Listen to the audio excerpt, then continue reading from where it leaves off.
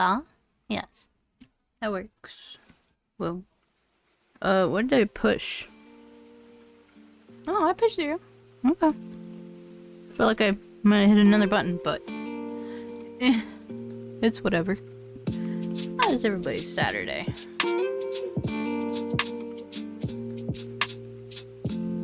I wasn't entirely sure what I wanted to do in 14 today. Yeah. But I've been doing carpenter quests. And I figured no one would mind watching. Although, I think I'm at the point where I'm just gonna go buy stuff. Yeah. Yep. Alright, time to make some money, go bye-bye.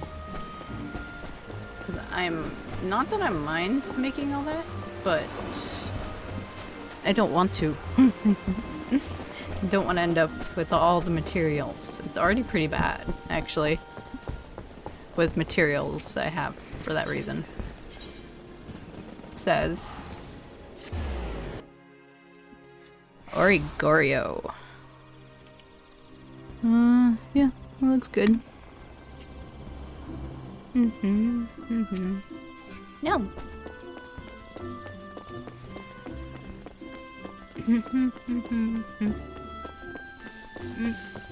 Itch on my neck. Oh, right. I need the names of these items, please. And thank you. Let's see. Cobalt. Up we go.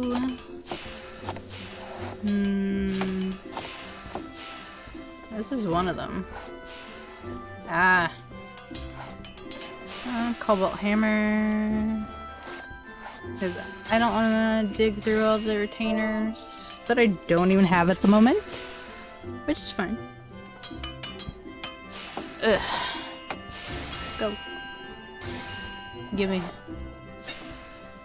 Ugh. I hate you. Yes, gimme. Huh? Yeah? What?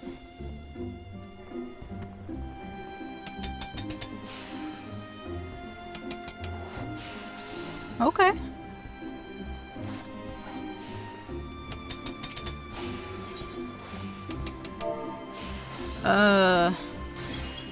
Yeah, I got confused there. Give me a second. The jade thing. Wait, do I maybe have these? Nope. But I've made it before. So that's cool. Copy item name. That's what it is, right? Yeah, a jade. Yep. Jade crook.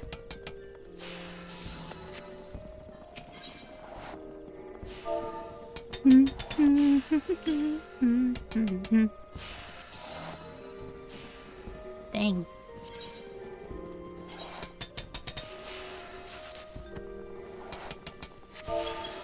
Alright, what's the last thing called? And a... a bow. Okay.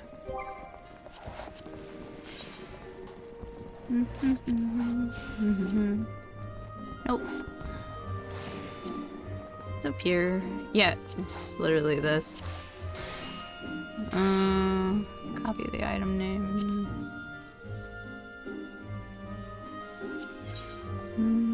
Alright.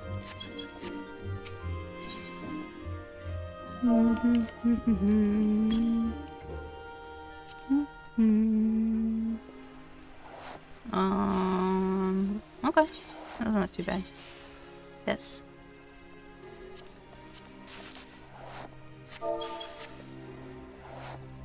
Did I buy something wrong?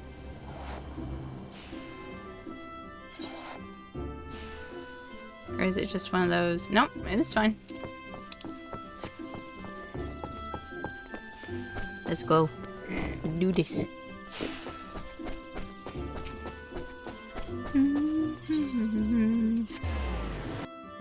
Oh, I can just move that over here now, I guess.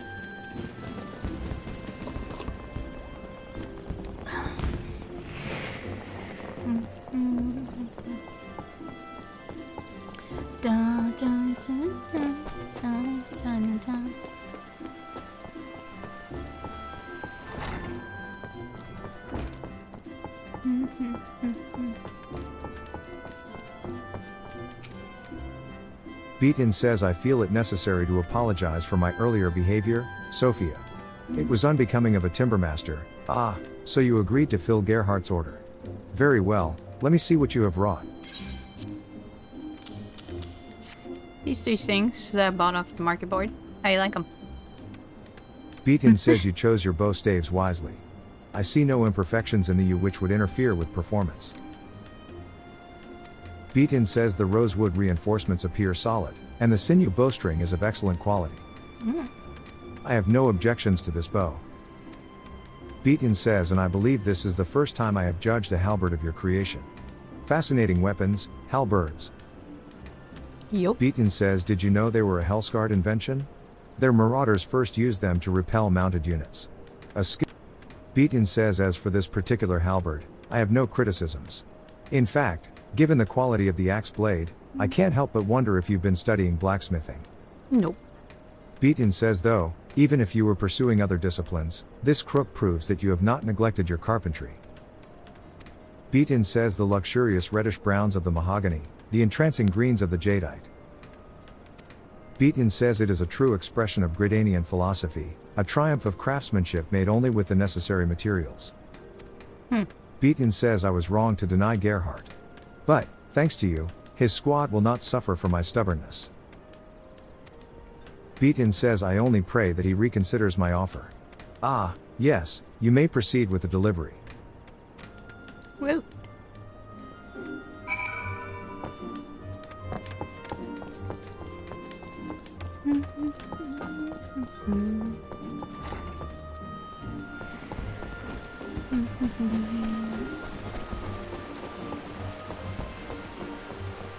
Well.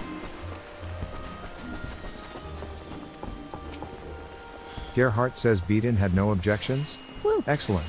Then if you would hand me the weapons.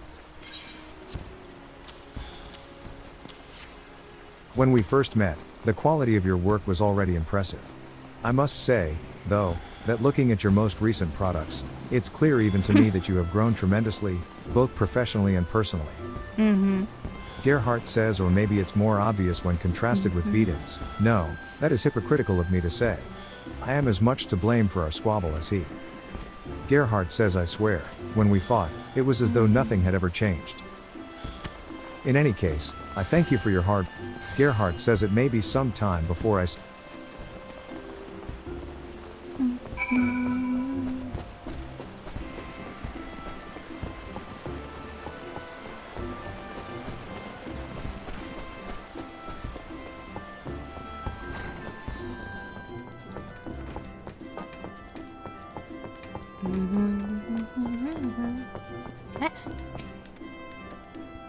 Beatin says, was he pleased, Sophia? Oh, yet a soldier must serve, and a carpenter must craft. These are the lives we have chosen. I tried to reason with him. I offered to replace his longbow. But he refuses to face reality. That bow will not last another moon, if even that. But my fervent protestations fell on deaf ears. I allowed my temper to overwhelm me, and I said many things I now regret. When he returns to Gridania, we should have much to discuss. I pray that day comes soon.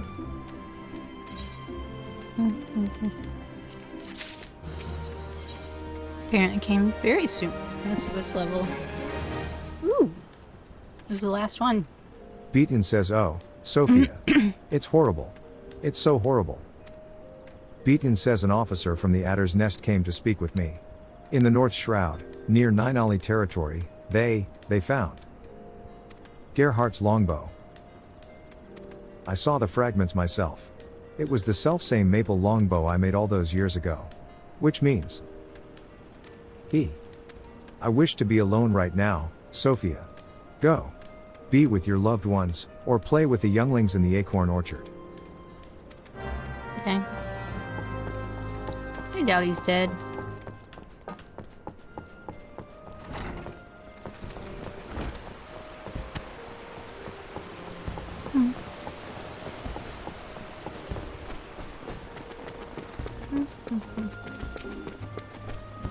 Nikolao says, hey, Sophia.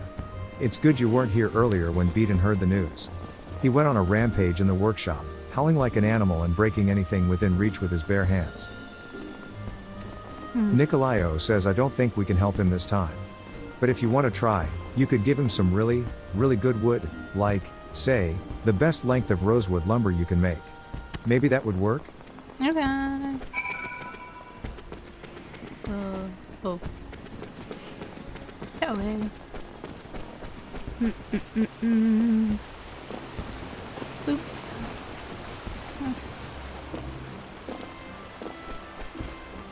Oh.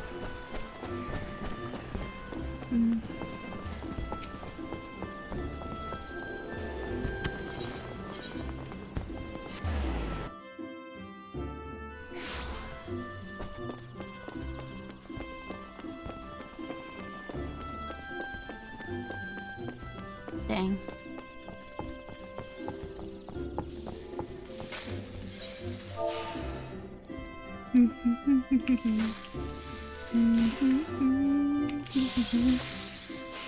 Really? I guess maybe I spelled it wrong. Let's see down here.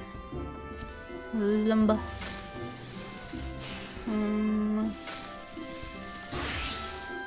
It's one word.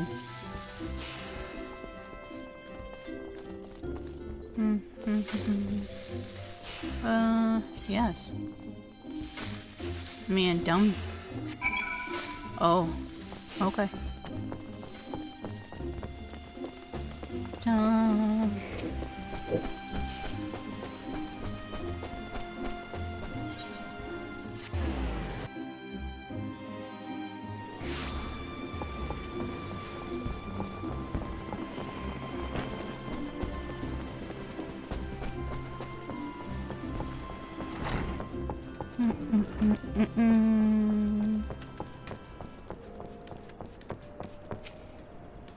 Beaton says why? Why have you returned? Because. I told you, I wish to be alone.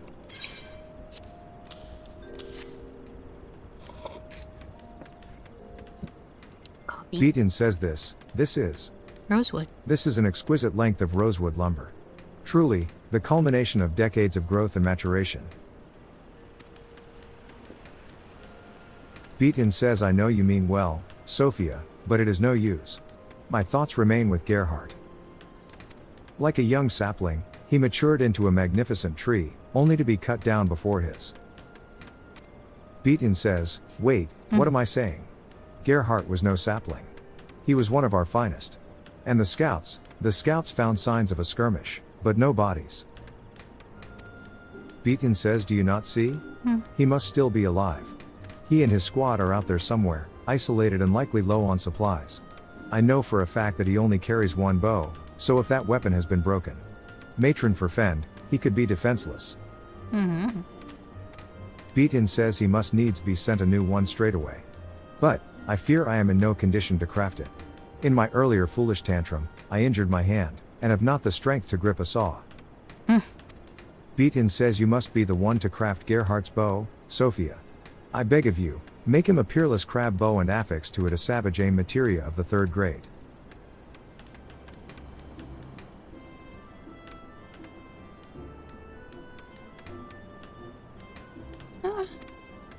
Beaton says once finished, seek out Gerhardt and his men in the North Shroud. The fragments of his old longbow were found not far from Alder Springs.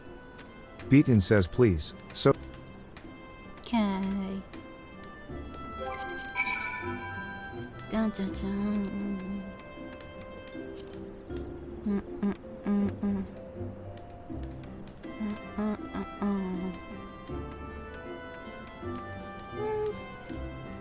How'd he spell it?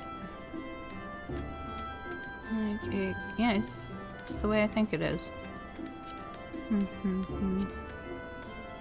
Nope.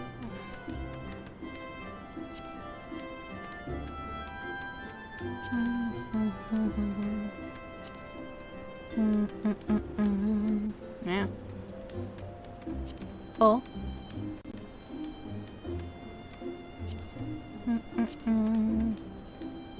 Wow. I think I have to go back down.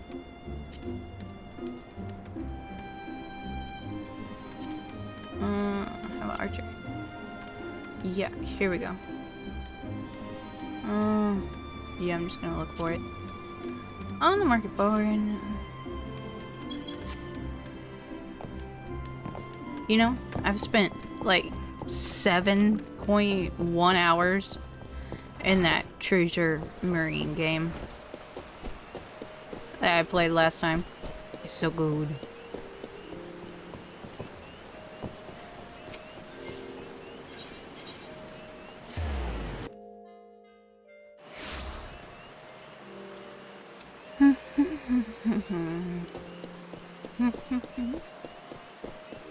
Yeah.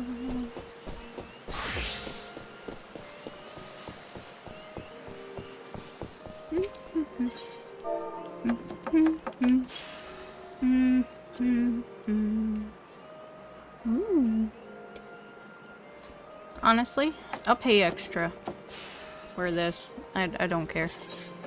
Yep. And yeah, give me that Pokemon. Oh, am I out of Pokeballs? Never mind. That was accident. Cause copy paste is a thing. Boop. Boop boop.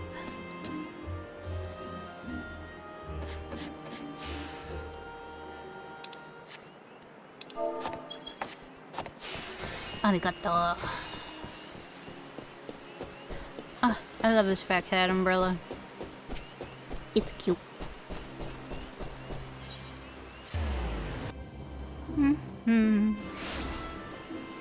Oh, am I just supposed to go?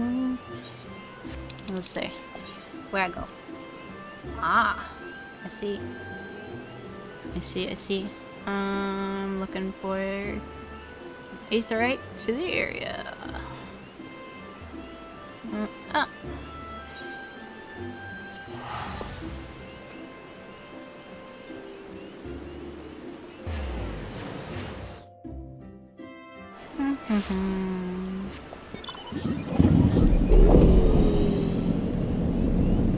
Dang. Not that way. That way. Oh. All these trees.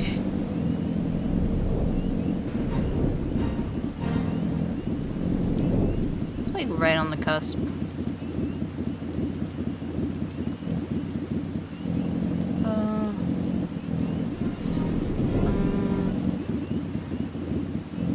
Oh, found them. Gerhardt says, what do you think you're doing here? Take cover, you fool, there are Ninel about. Have a weapon.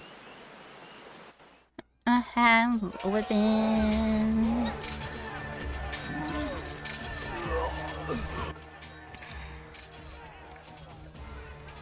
Damn it, Sophia, this is no place for a carpenter. A bow? Did Beaton send you all this way just to deliver a bow? Yee. That. He. God's bless that stubborn fool. I should have listened when he said my maple longbow was at its limit. Yee. My thanks, Sophia. If it weren't for you, I don't know what I would have done. Now keep your head down. I've a chieftain to slay. Good. Nah. Yeah.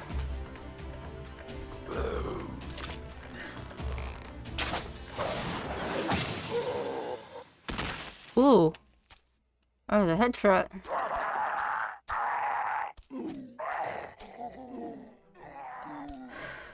That Pixel is dead.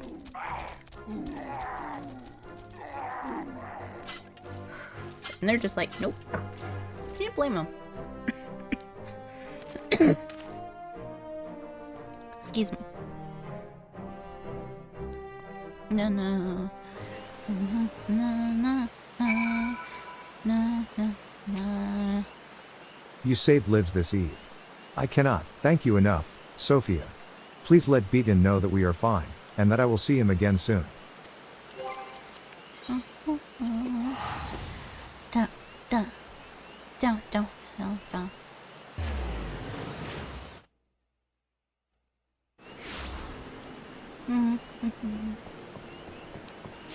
Rainy day. Very rainy day.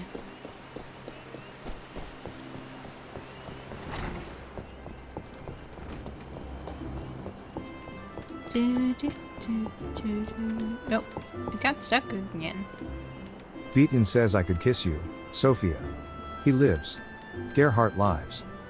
Please don't. I owe you a debt that can never be repaid. 1,000 times over, I thank you. You came to us as a seedling, yet now you are as a heaven spiller. There is naught else I have to teach you. In fact, you have inspired me to reflect on mine own deficiencies. Yay. Minor though they may be, I would be remiss if I neglected personal development. Though you are no longer under my tutelage, I trust you will continue to hone your craft as well. Yee.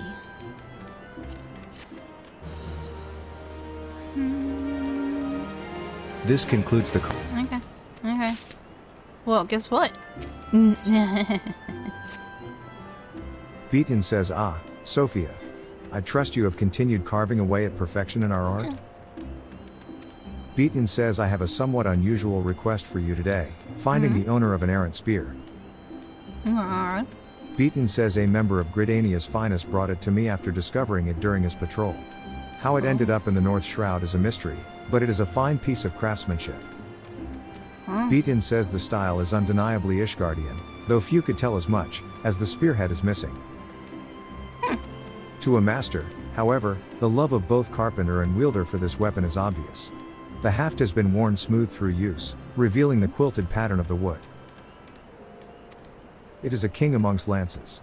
I thank the whaler for his help, though it is a great pity he could not find the spearhead. Regardless, it deserves to be returned to he who loved it. I know I would be distraught if I lost such a treasure. As guildmaster, my duties keep me firmly rooted here. Yet you, as an adventurer, have spread your branches far and wide, hence why I have brought it to your attention. Thankfully, the lance gives us a clue as to its owner. Here, the winged crown of the temple knights carved upon the shaft. Of course, this only somewhat narrows the field. But a member of their order may be able to help. Judging by the age of the spear, the more veteran the better. In any case, I now leave this in your capable hand.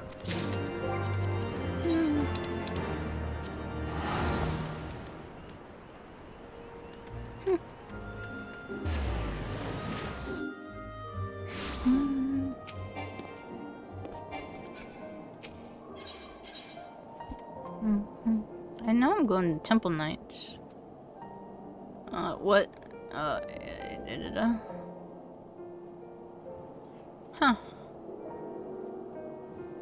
The hell? I'm gonna have to look at that later.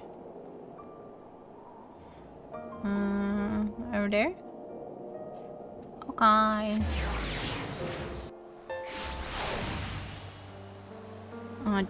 Da.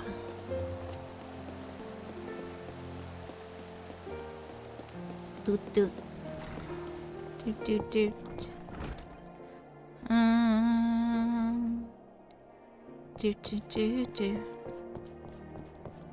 I will. You weren't there a second ago. Veteran says, I've been with the Temple Knights for more years than I care to remember. Outlived more than a few whelps, too. So how might I help you? Veteran says 7 hells take me. Haven't seen a lance like this since I was a squire. The owners like to be old as me. Or dead. Veteran says, who was that one bloke? Some fool, joined the order round when I did, only to get himself killed by Beastkin. Reason I remember him is because we found everything but his lance. Oh. Veteran says had a son, too. Craven lad, by the name of Bartholomew. Known to hang about the broom. Take the lance to him if you like, but if I'm right about it, I'm glad it's broken. Any lance that couldn't fend off a few beasts has no place with the Temple Knights.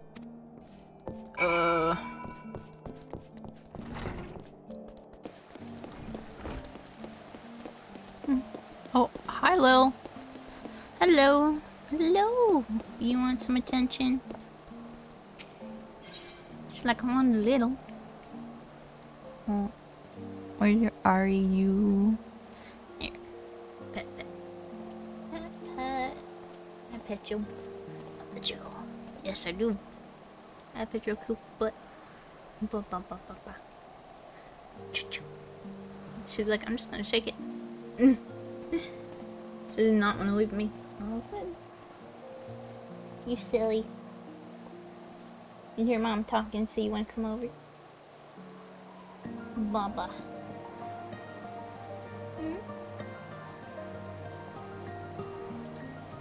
You're a good girl. I want to go here. Yeah.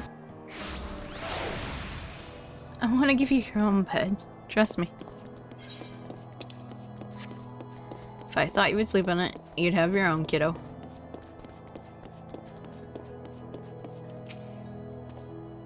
Bartholomew says Bartholomew's my name. What business does an adventurer like yourself have with a lowly soldier like me?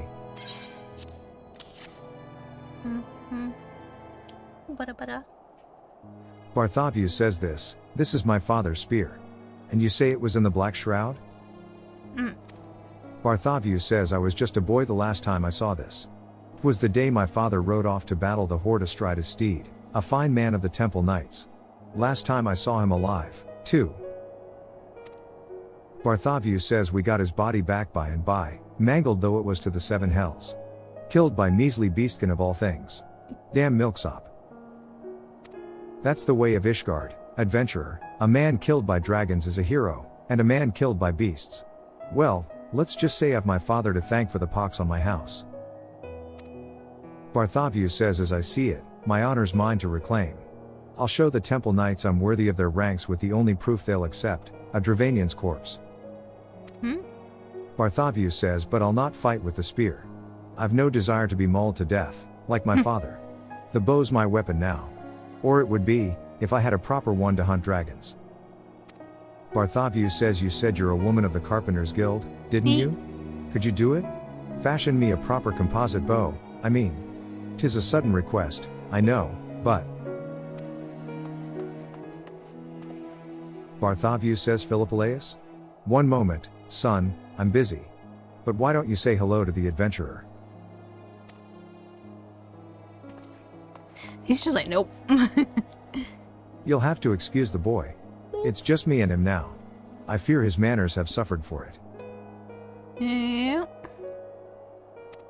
Bartholomew says he's a bright lad, and I'm training him to wield the bow. We'll eat for a week on the fowl he brings home. But I've got no delusions. This is a hard life. I want better for him. But back to the matter at hand, I'm not a rich man, and I don't have the gil to pay for a composite bow. But given time, I can scrape a bit together. And then, I'll expect your finest.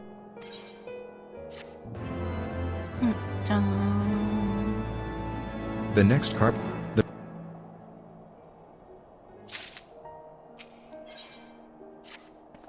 I was about to look for you. I've been checking the markets, and by my reckoning I've enough to pay for the best holy cedar composite bow you can fashion, if you'll allow me a discount. I had to kill a number of lesser dragons for this coin. The pay's shite, since any fool with a pointed stick can do for them. The real money's in the greater Dravanians. 'Tis where the glory is, too. A proper bowl let me take one's head, and win my knighthood, with any... I ask you on bended knee, friend, accept what I can pay, and make me a fine...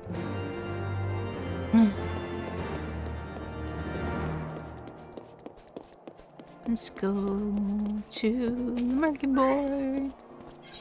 Someone's got sneezy fest. Which bow am I going for? Yeah, craft a... Well, it says holy, so I could definitely find that. Holy... Yeah. Here we go.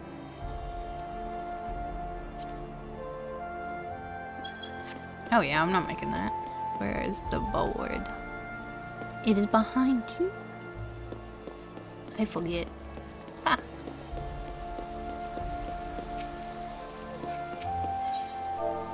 Very off.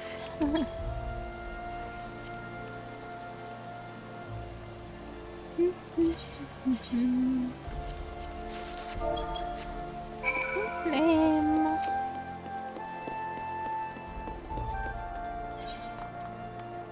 Flame.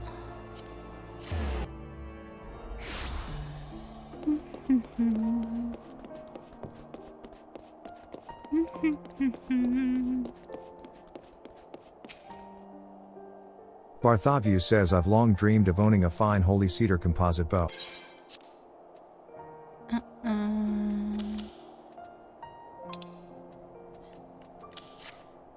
Bartholomew says why, 'tis light as a feather. Even in mail, my arm will never tire while holding it. And the draw weights thrice that of my last bow. Aye, this'll fling a heavy broadhead a good 200 yams. Thank you, my friend. Bartholomew says to tell the truth, I don't mean to hunt just any dragon. I've got a target in mind, Nguru Vilu. Bastard might as well be covered in steel armor. Even knights can't pierce his scales with their lances, let alone their arrows. But a well-aimed shot from this bow might slide between his plates. Bartholomew says he's woken from a long sleep, you see. Last time he did, he left a trail of corpses. Nguru Vilu's head will win me my knighthood, and a better life for my boy. Could you call him, adventurer? He's always away from home these days.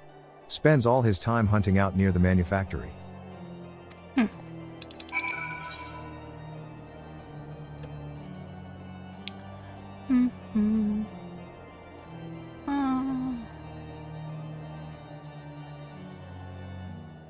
Oh, I see what that is. Come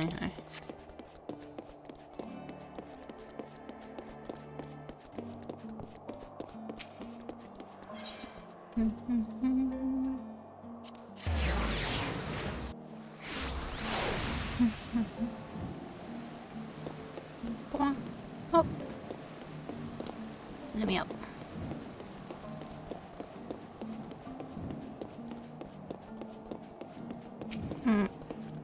Oh, I know what that Philippaleus is. says, shh, can't you see I'm busy hunting?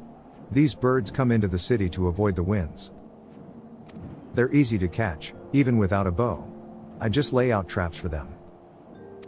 Father wants me to come home? No. He keeps leaving to fight dragons, no matter how many times he gets hurt. I don't want to see him.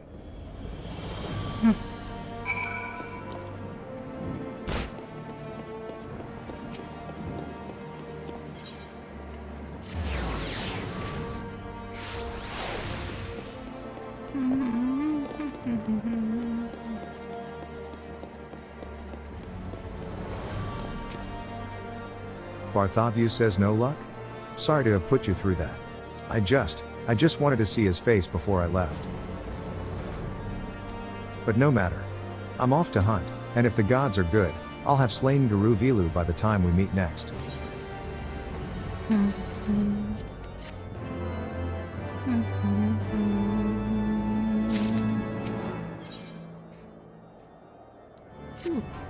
Ah, Sophia. Things did not. Well, I've not yet won my knighthood. Not on account of your bow. Why, I wager it could send an arrow clean through the greatest of dragons. But it would require the right bowman to do it. I fear I'm not that bowman. I waited for the right moment and loosed the shot with all my strength, only to watch Nguru Vilu dodge it with ease. All I did was anger the dragon. And his ire was terrible. Bartholomew says I ought to be dead by rights. It's a miracle that priest passed by when he did. Bartholomew says I owe him my life, and I'll not leave that debt unpaid. But I was unsure how I might go about it until you showed up. You're a craftswoman of no small repute, couldn't you make the man a staff for me? Bartholomew says he's something of a conjurer. I've no doubt he would admire your handiwork, though I can't say I know what kind of staff he'd like. You'll have to take that up with the man himself. Bartholomew says please, make him whatever he desires. On my honor, you will not go unpaid. I mean, I'd do it for free if I could.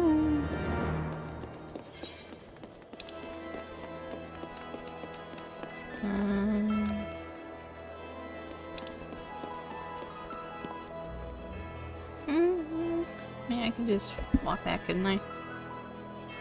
Let's see, where are we? Oh, he's at the main aetheryte.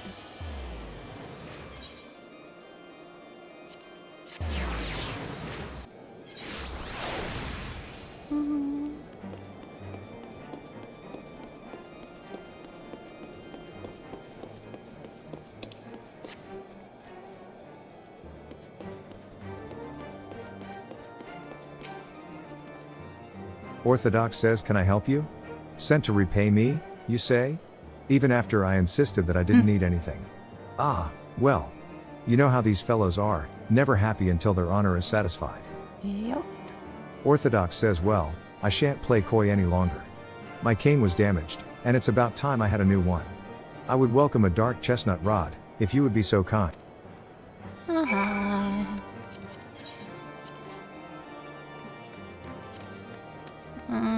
Let's see here.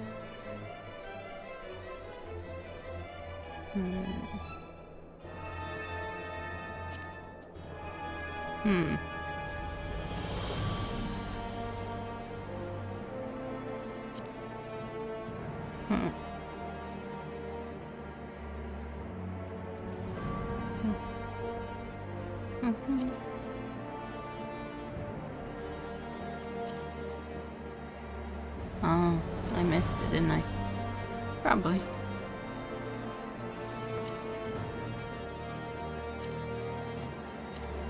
Yep.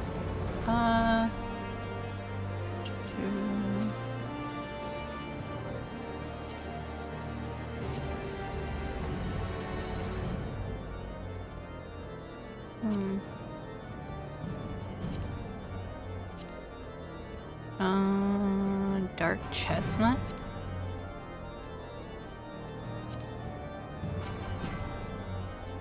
Birch?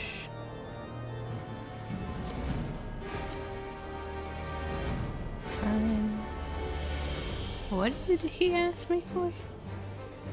Yeah, that's what I thought.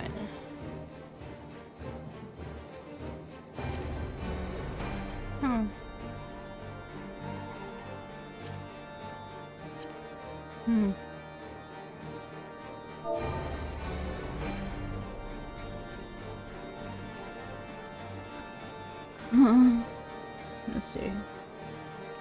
They are...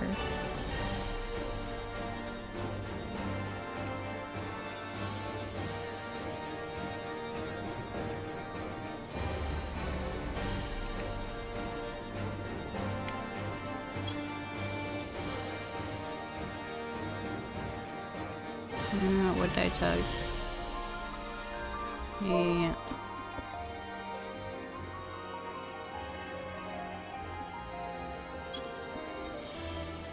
Actually, that doesn't look right. What did I type?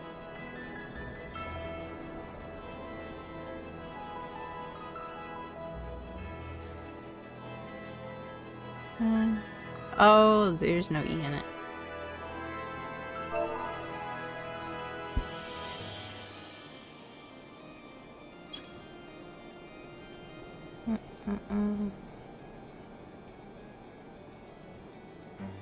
Really?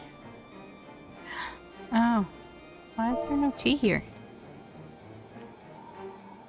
Okay. Okay, okay. There we go.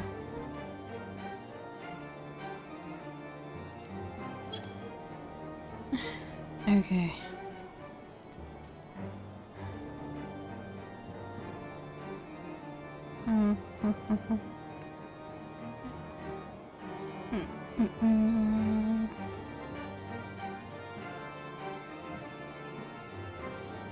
Alright.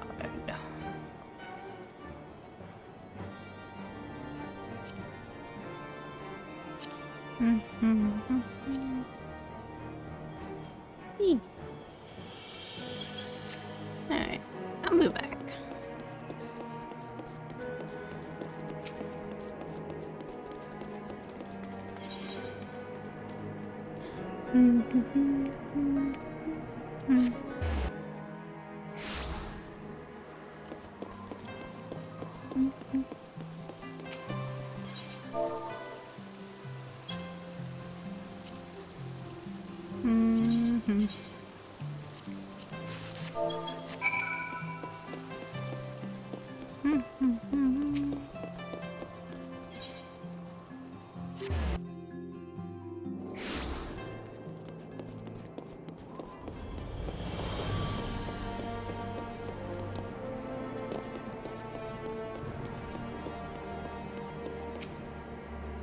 Orthodox says, have you found your way to crafting a dark chestnut rod?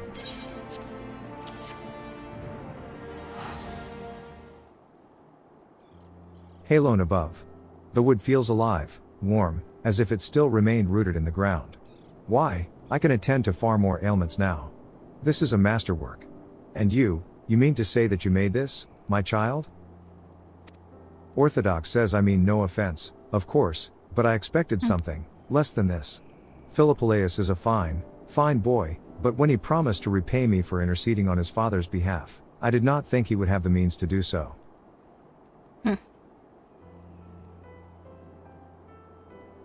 I beg your pardon? His father commissioned you?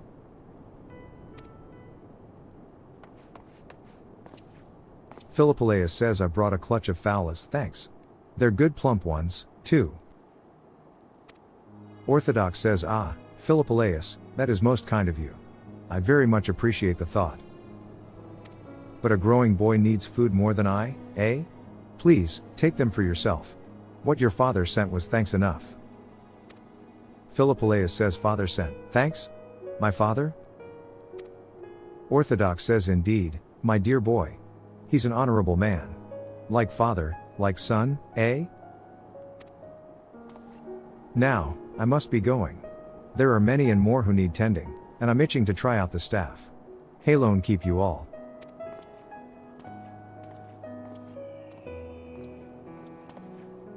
Philippolaeus says, I'm the one who told the monastic, told him that my father might get hurt fighting the dragon.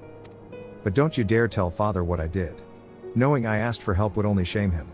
If only he'd stop this nonsense on his own.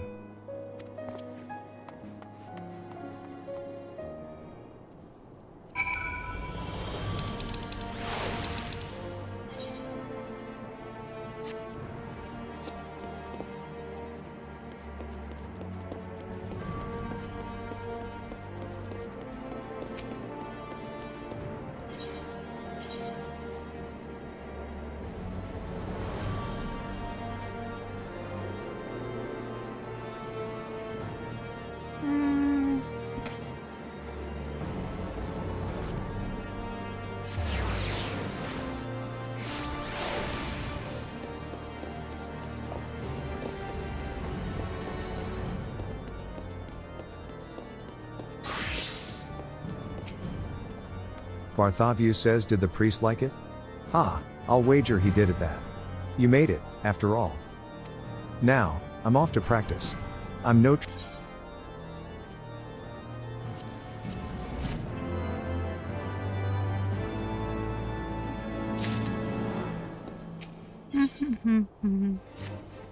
I'm glad of the chance to see you, Sophia. Since last we spoke, I've spent every spare moment at the butts. I'm now confident that I am worthy of your weapon, and with some luck, I'll be able to lay Guru Vilu low. In fact, I'd have already left to do so, but the bow has gone missing. Haven't seen Philippolaus today, either. You don't think? Quickly, help me search. I'll look for the boy around the broom if you take the holy stables.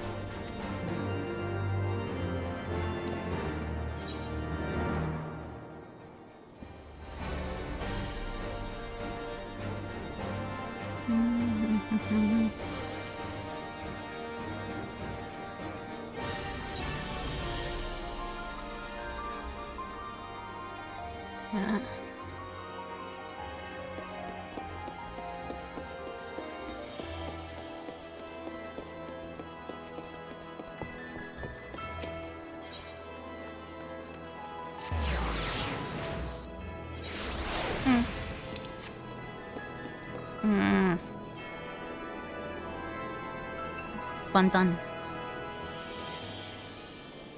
Bye bye.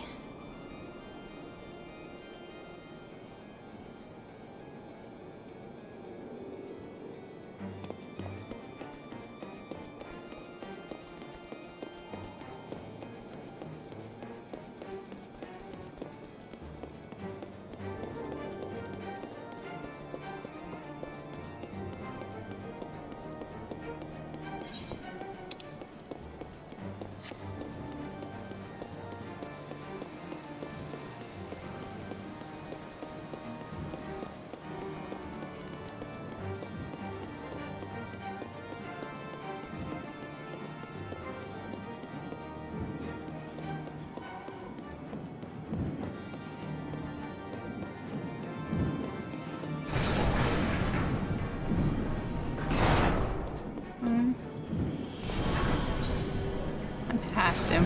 Damn it.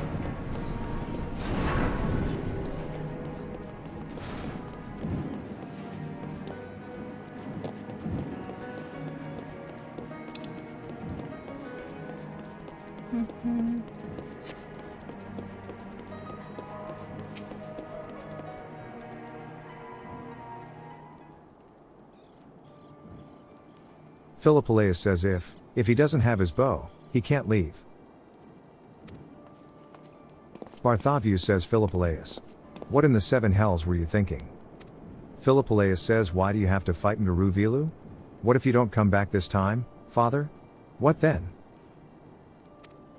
Bartholomew says, son. I will come back. Why do you think I took up the bow? The dragon can't hurt me if he can't hit me. Philippolaus says, like he didn't hit you last time? You'd be dead if I hadn't told the priest. Bartholomew says, what's that? Philippolaus says, I told him. I begged him to help, so that you wouldn't. You could have died, father. Bartholomew says, Philippolaus, I never knew you worried so. But you've got to understand that there's no other path to knighthood for me. Without the dragon's head, we've got no future. And you deserve more than this life, son. Philippolaus says, I like this life. I don't want you to die, father. Bartholomew says, son. Philippolaus says, father, if you really must fight him, then find a safer way. Bartholomew says, if there were one, we'd all be dragon slayers. Philippolaus says, have you even tried? My snares catch birds. Couldn't a large trap catch a dragon? Then you could kill it with ease. Bartholomew says, I suppose so, I. Philippolaus says, we'd need the right kind of wood, but Sophia could help with that, couldn't you? Bartholomew says, that's the best idea I've heard so far. Some might call me a craven, but I can take that for the boy's sake. Let's give it a try. Can't leave him all alone. Like I was. We'll need your help, Sophia. And good lumber.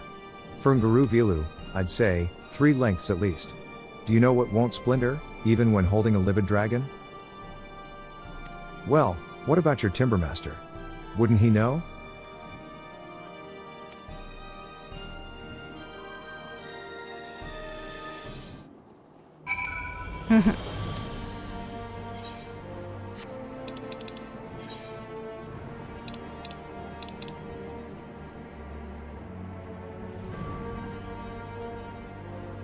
Yup.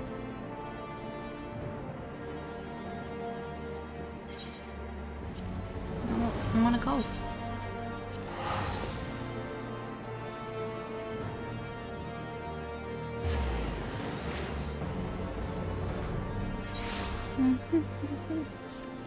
Making my way back to you, babe. Na na na na na na.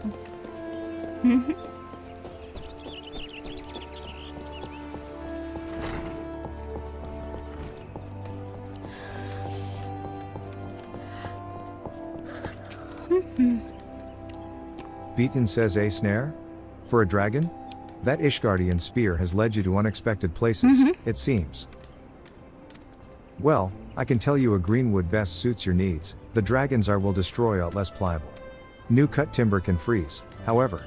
You must needs find a type resistant to cold climes. Nothing readily jumps to mind. But I do know a botanist who works in the cold of Coerthas.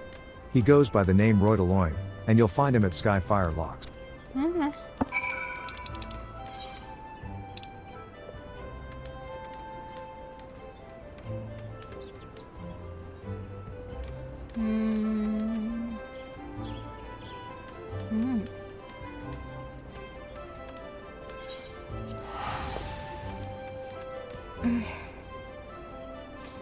I will be back. I need to use the restroom.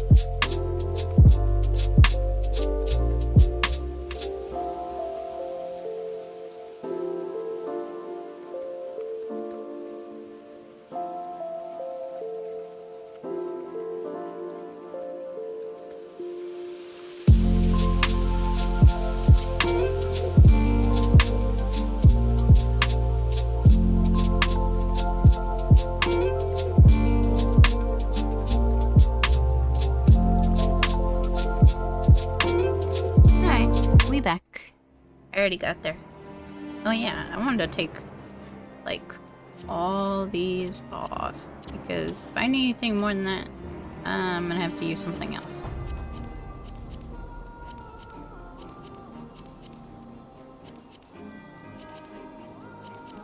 There we go. Alright, let's click this guy. Roy DeLoyne says out to trap a dragon, eh? Well, you certainly don't want for ambition. I believe birch would be best for your purposes. Birch? Roy DeLoyne says the wood doesn't share the beauty of oak or teak, but it has no equal when it comes to flexibility. Moreover, it absorbs little moisture as a green wood, and will not turn brittle by freezing.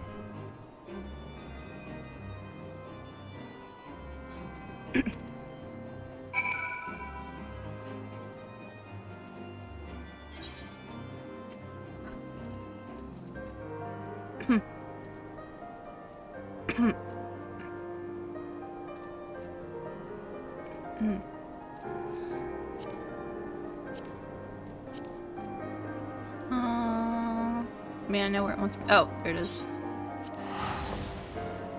What does it want now?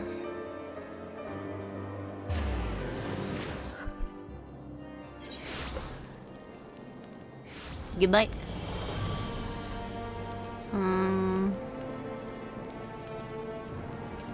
Let's see here.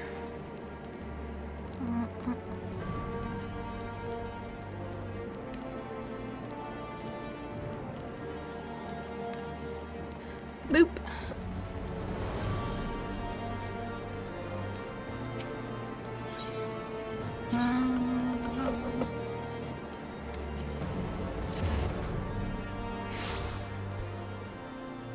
Boop, boop, boop.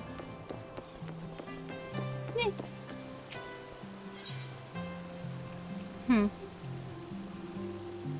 Lumber. I want some birch.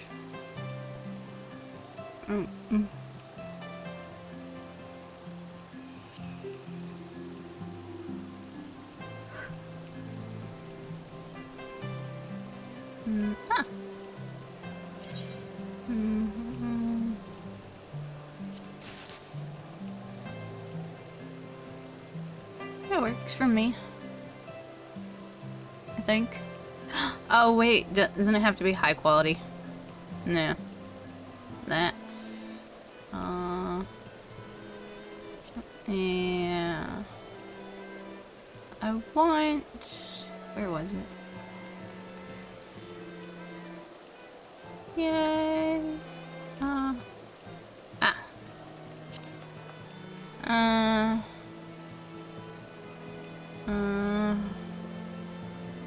Yes.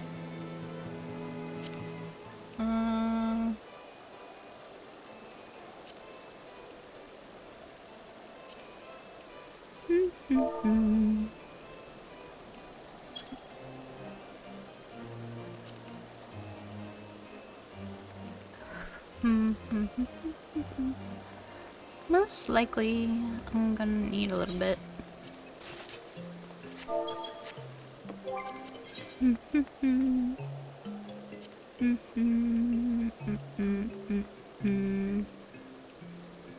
Lumber. No.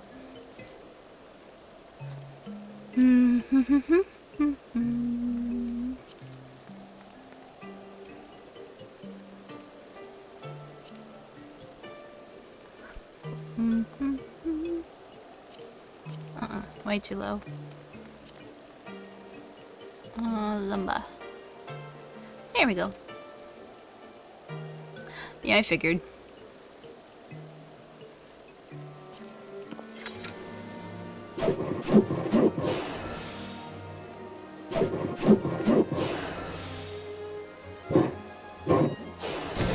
Nice.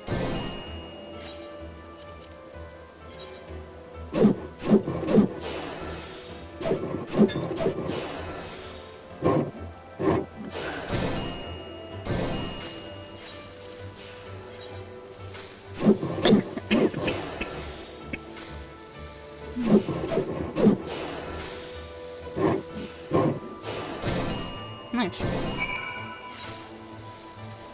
Go away, go away. Yeah, it was literally enough. Yay.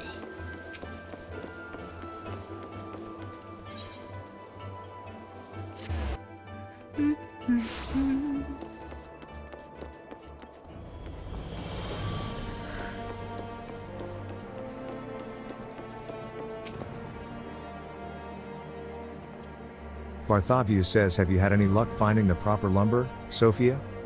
Doing my water thingy. Birch, eh?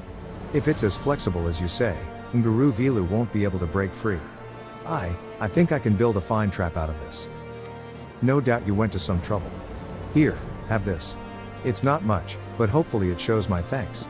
Now, let's see if I can't get that dragon, eh?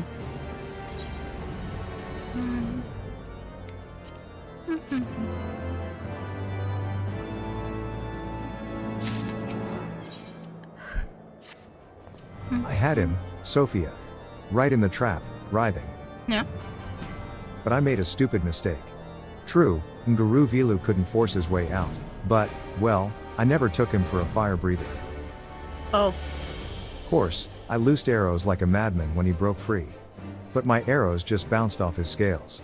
So I fled, like I promised Philippolaeus. But I'm not done yet. This experience has taught me that I don't know Nguru Vilu as I ought to. He must have a weak spot, and I mean to find it. His armor is the problem. I've got to figure out how to pierce it. And he thrashed about in the trap enough that I'm wagering he left a scale behind. Could you go and examine the wreckage? It's in the convictory now. Give the soldier their... We'll discuss a strategy when you return.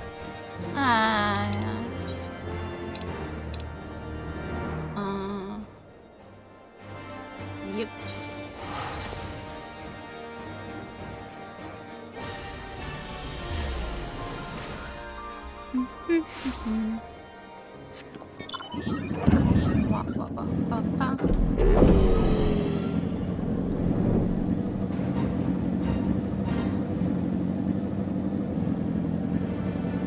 Boy, excited. Oh.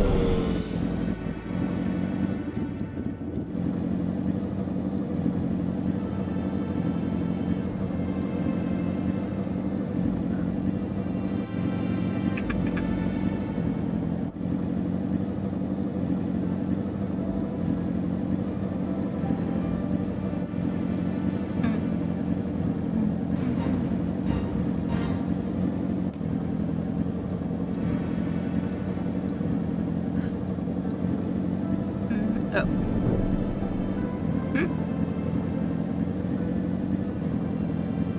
You can tell. Wow, this is far.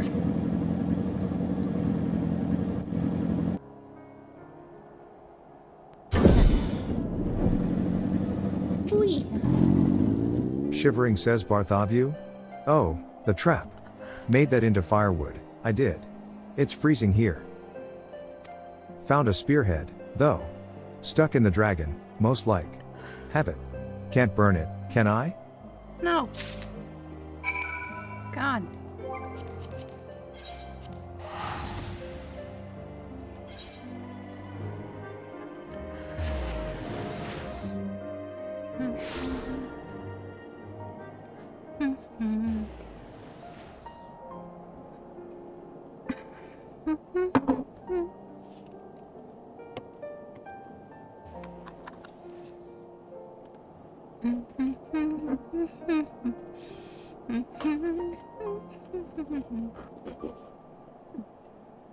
Okay. Stinky. Yes.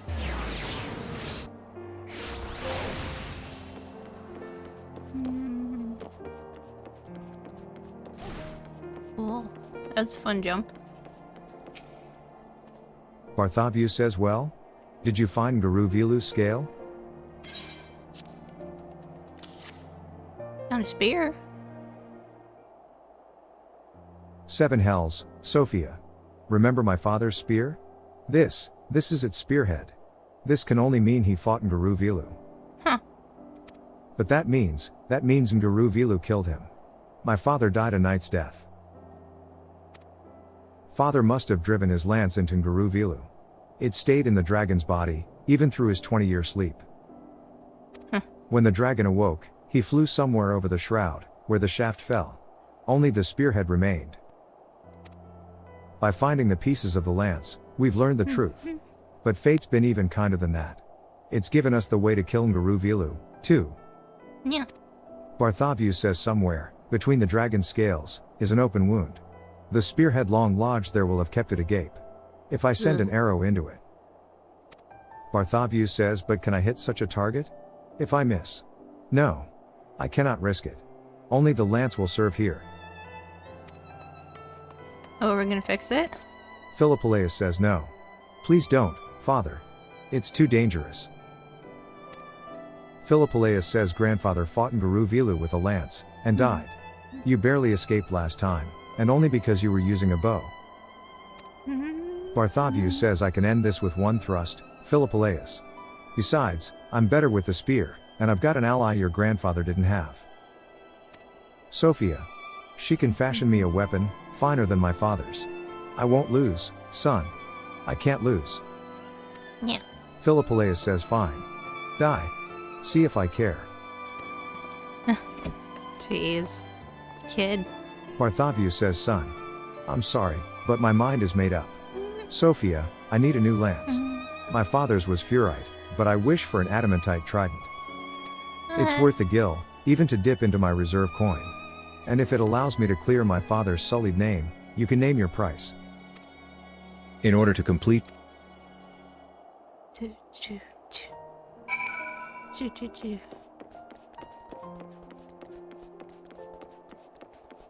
I mean,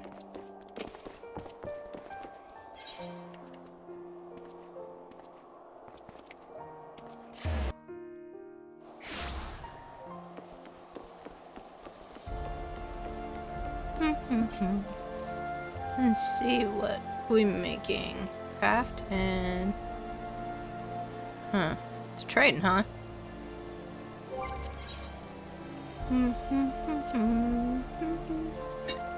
It's trident fork. And that's not it. It's a okay. Starts with an A. Adamant spear. No, it needs to be. No, my tongue is dry.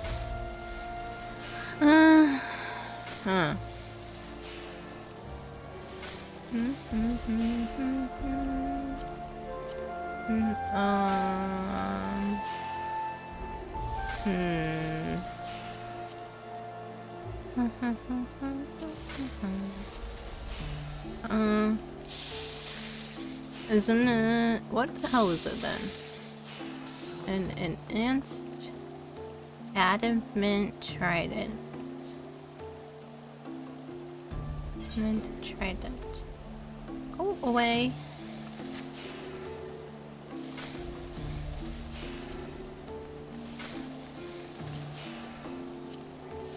Okay.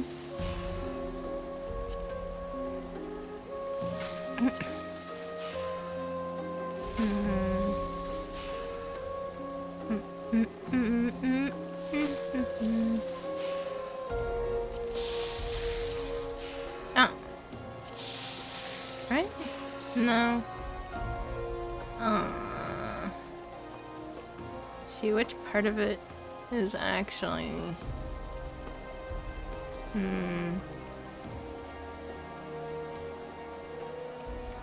Hmm.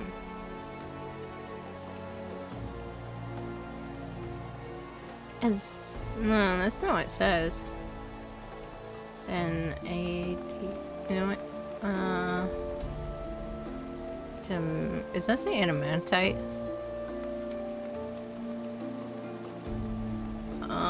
Let's do myself a solid here. And we're gonna find one that says trident. Trident. Okay. I'm going to copy the item name. I'm going to search for this, but we're just gonna look for the right trident. Because I am very lazy. Here we go. I don't know why I couldn't find it. Oh, no. I don't want that open. There we go. I mean, I'm gonna have to copy the item name anyway. I wanted to see if I had one.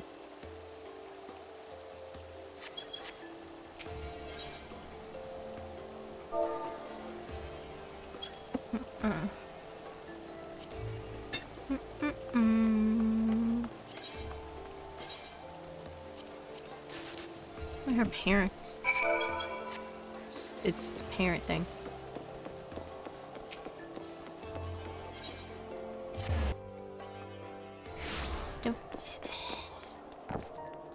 Nah. Run, fat cat. Bartholomew says I'll have Guru Vilu's life for my father. This is what I need. A spearhead keen as a dragon's claw, and a sturdy haft, welcoming to the hand. Even from you, this is better than I dreamed. To slay Guru Vilu, I'll have to drive this into his heart through the wound my father left. I have no doubt I can do so with this. I'll lie in wait for the Dravanian where he hunts, to the north of the Convictory. No. But I've got one last request to make of you. Philippolaeus will be sulking round the holy stables. Please, tell him why I'm doing this, and that I will be coming home.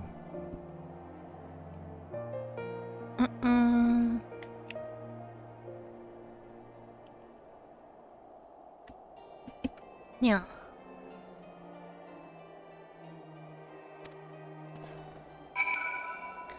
What am I doing?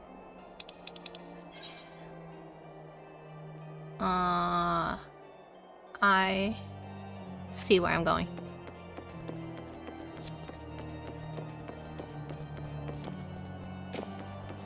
Come here. Oh, hi, Lil. Hi, Lily Pad. Yeah. You're such a pretty fluffy thing. I think you only do this when I'm streaming. You're so cute. Let's see. That way, it says. Oh, did we get stuck? Yes, because we are definitely going around this building. Lily. Willie. Where'd you go? There you are. Damn. I tried. Oh, there was a closer one? Oh well. I feel the nose. Nosy, nosy, nose. Really?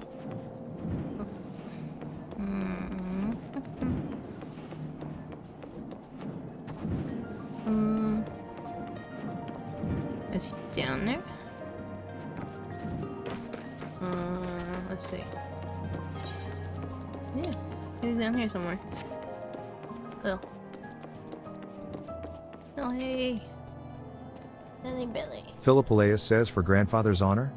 He really said that? Pet your head. Pet, pet, pet. Aww. She's being so cute. I wish I could get you on camera. But Morph's kind of bed hog. Don't worry. He'll get more attention. Because he's asleep in his bed. Why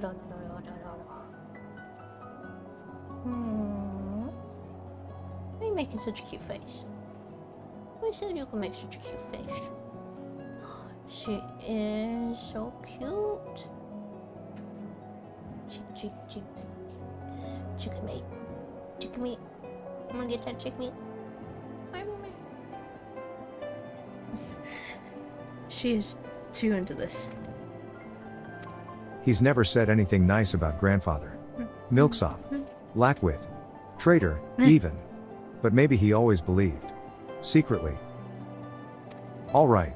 I'll believe in my father, too. I can't just sit back and wait for him to come home, can I? Please, come with me to watch him, Sophia. Hi.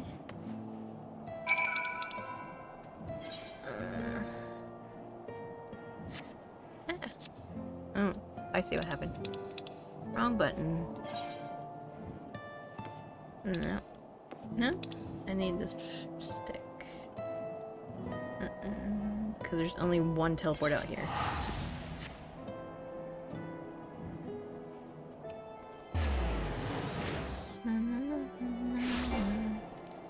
Let me...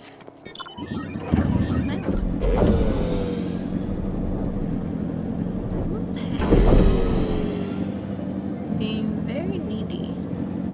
It's fine. Just pointing it out.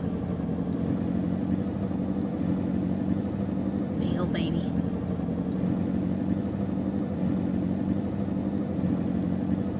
No.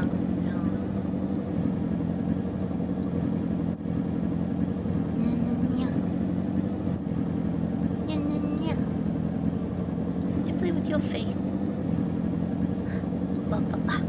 Oh, that was quite the head shake. Still going for that cheek. Cheeky. Oh. Get down. Oh, no, not that far. Hold on, low. I don't remember if I can do this on this. Yep. I guess any job. There you go. You can have my hand back. She's like, I don't know if I want that thing. Covered in my scent already. What?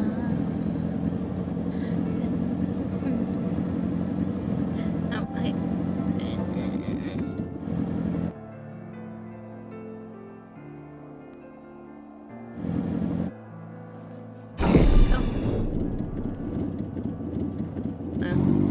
Actually, I've talked to the guy.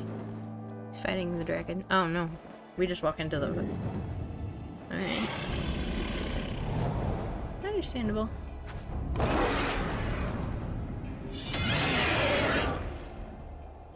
That sound like dragon go down.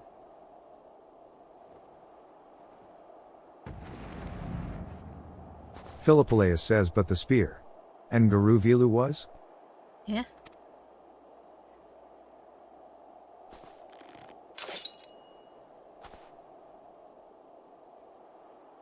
Bartholomew says, did you see that, father? Couldn't have done it without you. Philippolaeus says, you did it. Bartholomew says, Philippolaeus? What in Halon's name are you doing here? Philippolaeus says, father. The way you moved with the lance. I was wrong to doubt you. You're a proper dragonslayer now. Bartholomew says, hey, I am at that. I've avenged my father, and cleared his name. I've earned the bloody title. When the order recognizes me, you'll finally get the life you deserve, son. What? Bartholomew says, Sophia, I asked much of you, and you never let me down. You've got my thanks. Yeah. I could not have slain Guru Vilu without this lance. If only my father had such a fine weapon. Yeah, his weapon obviously sucked. I've got to go to where he rests, and apologize. I lost faith in him. I listened to what others said. Hells, I've said more than my fair share of unkind things over the years, too. I'm still petting her head. Yep. Philippeleus says, where is he, father? Wow. Bartholomew says nearby. I've never been. But it's time you met him, Philippeleus. What about the dragon body?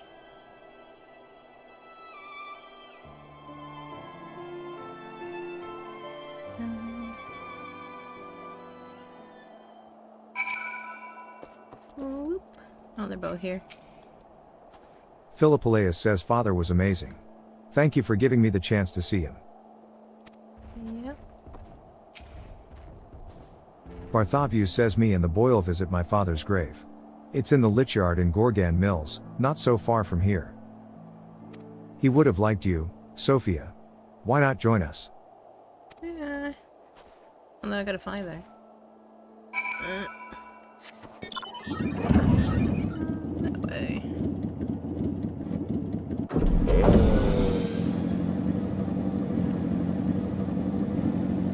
That looks like a fate. Which probably won't be avoided.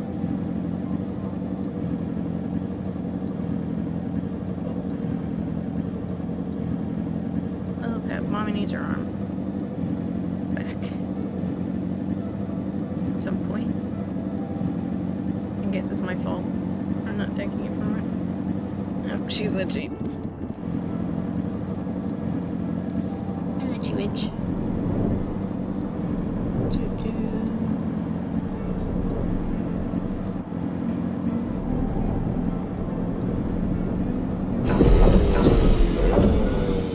No. Here you go. Oh.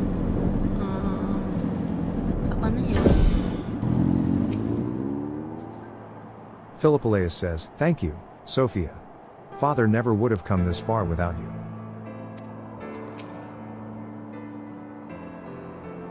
I'm princess. I'll give you a bump.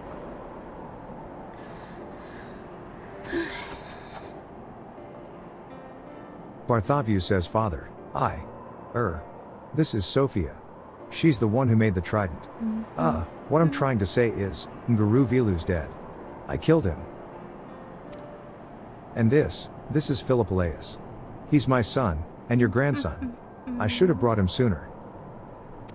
Bartholomew says I should have done a good many things sooner. Believe in you. Defend your honor. You were a brave knight, and a better man than me. Bartholomew says mine was the blow that killed Nguru Vilu, but only because your thrust was true. Farewell, father.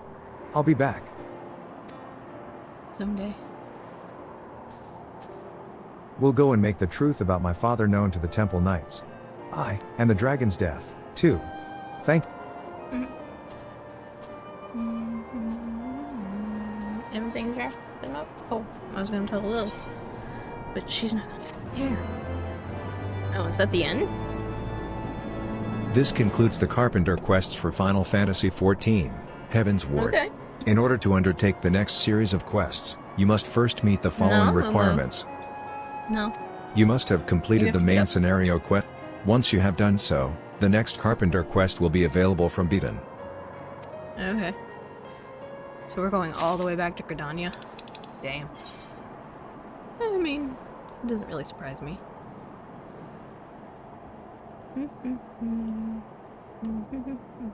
Where is it? I know I hovered over it already. Boop boop. Huh. Where is this? Aw. Oh my. I was looking at the wrong thing. Wrong menu brain. That was story. Main scenario. Oh. Cold stuff is not agreeing with my mouth today. Does anybody else have that problem? Tea sensitivity sucks. Here I have ice cream. Well, in the house. Beaton says, ah, Sophia. The very carpenter I thought to call upon. Beaton says one of our new recruits seems dispirited of late. Though I have approached her on several occasions, she is reluctant to share her troubles with me. Beaton says mayhap you can try talking to her? She is like to be far more receptive to a brave and amenable woman such as yourself.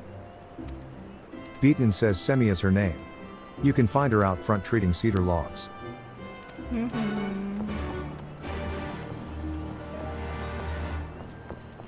Stormblood music.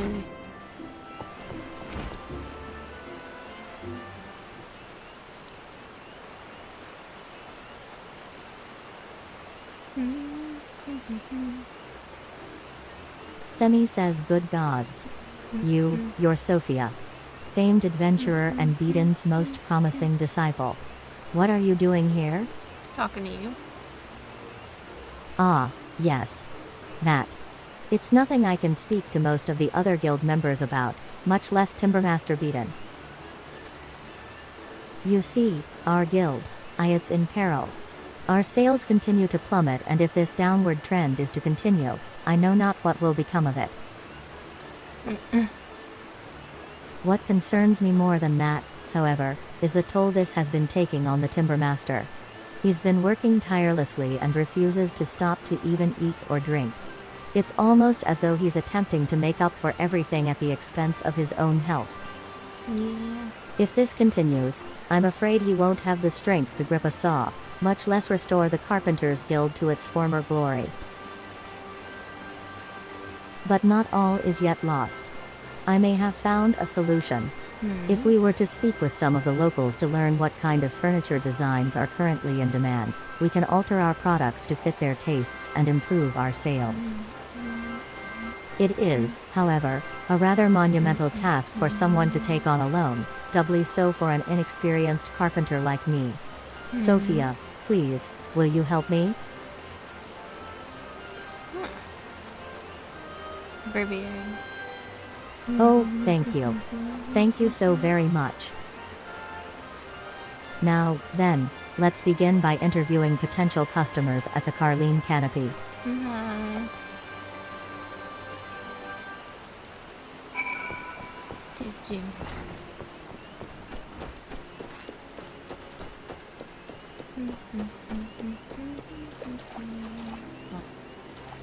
Oh, I see where I am. Okay. Visually lost. It works.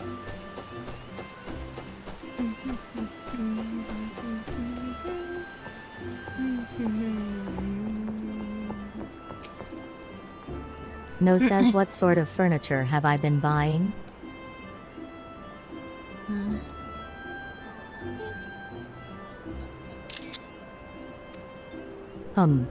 Lately, I've been purchasing a lot of Far Eastern style items. After all, that's what's popular nowadays. Ad Alhard says I recently finished building a house in the lavender beds and have been furnishing it with Doman-themed furniture. The bold yet delicate patterns prevalent in much of their work greatly resonates with me. Where's the last one? Am I gonna have to go downstairs? Looks like it. Oh, come on. Can't just let me hop.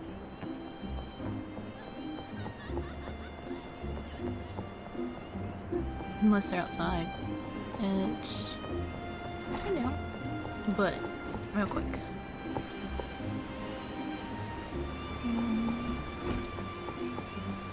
Nope.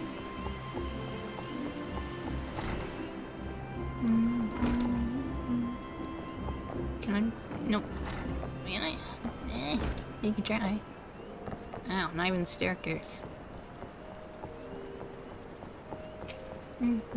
Farrar says furniture? I must say that the Hingan furnishings trickling in from the Far East have struck a chord with me.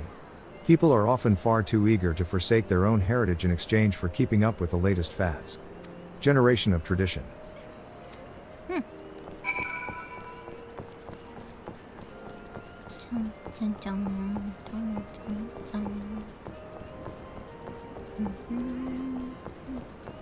Oh, I didn't even know she was here.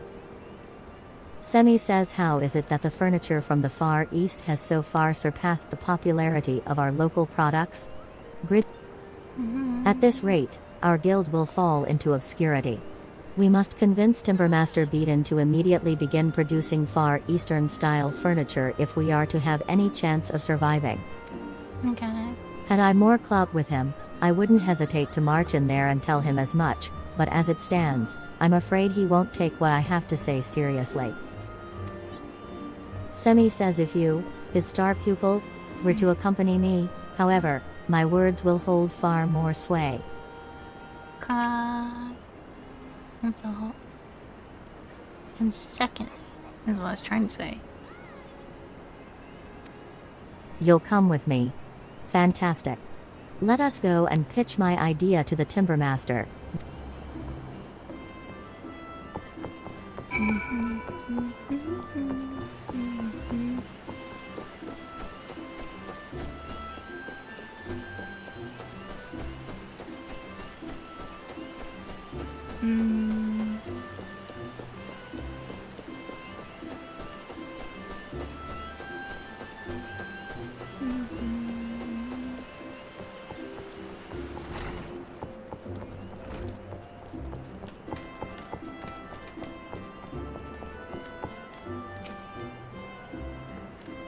Oh, I hope Master Beaton doesn't take umbrage.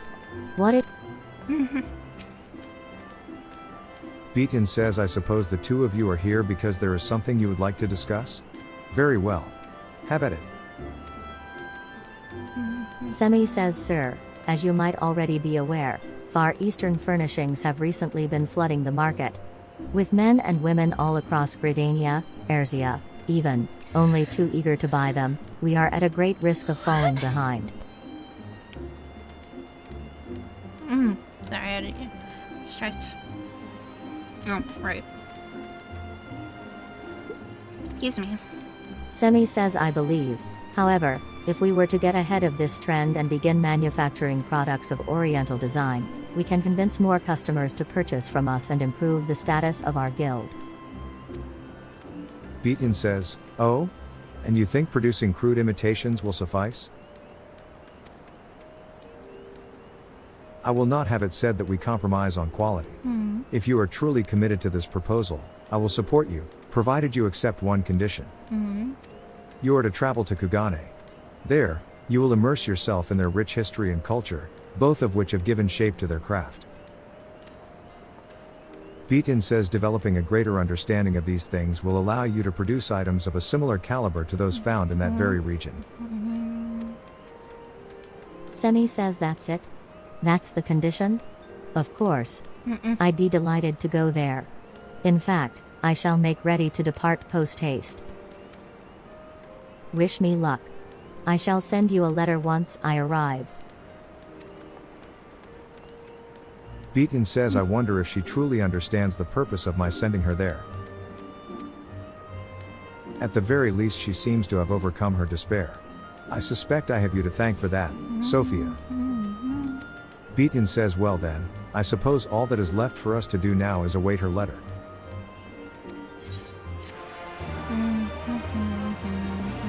The next the requirements for undertaking subsequent quests can be Sophia, I have received word from Semi. She has made it safely to Kugane. Woot. Or rather, that is what I have surmised from this letter that goes into great detail about the various new foods she has tried there. While I was the one to suggest she embark upon this trip alone, I have come to rethink my decision. If this letter is any indication, she needs a mentor to guide her in her studies in Kugane, someone to keep her from becoming distracted from her goals. I would like for you to be that person. Shock. To ensure she accomplishes what I sent her there to do, I would have the two of you search out local residents who appear to be troubled. Thank you, child. It is good to know that I can always rely on you. I imagine there are a number of things you need tend to before you leave, so I will say my farewells to you here. Till you return, Sophia.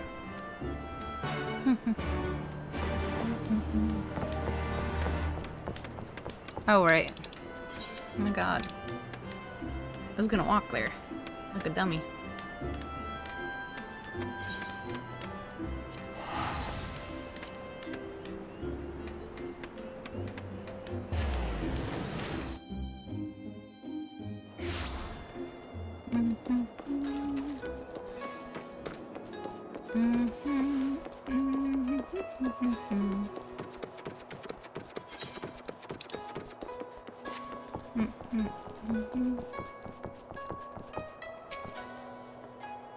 Semi says Sophia, "'Tis a true miracle that our paths would converge so soon and here of all places." Not really.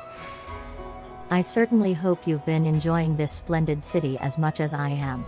I've only just arrived but find I am already completely enamored with its people, foods, and customs. Everything here is so different, so unique, something which can no doubt be attributed to Kugane's extended isolation from the rest of the world. Yeah. Forgive me. Surely you didn't come all this way to listen to my musings on such things. For me, you say. This is fantastic. Together, we're sure to have a grand time touring the area and taking in the sights.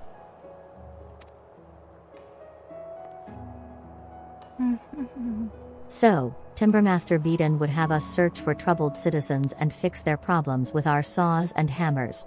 What a brilliant idea. Not only will this help me improve my skills, it will also afford me the perfect opportunity to establish my reputation as a carpenter. We haven't a moment to waste. Let us scour the streets and see if anyone is in need of our assistance.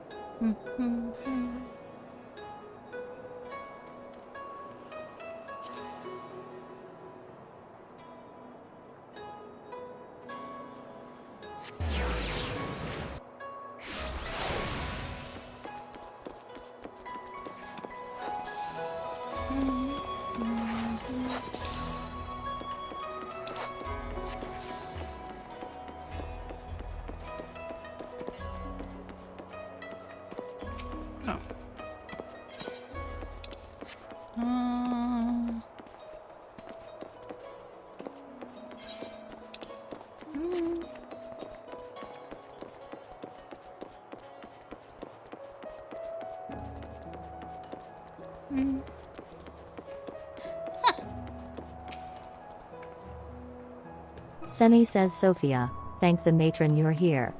I've found someone in need of our services. There's just one teensy problem." Withdrawn says, "Why is it no one will ever listen to what I have to say?" She approached me asking if anything was wrong, so I thought that this time it would be different. As soon as I began talking, however, she sat down and began banging her tools together. "Please, I cannot take this anymore. Madam, I need help. Your help." I am just so fed up with the way I look. With this lank hair and these plain features, I melt right into the crowd. No one ever remembers who I am. After this, even you will probably forget me. My confidence dwindles by the day. It is speak to someone.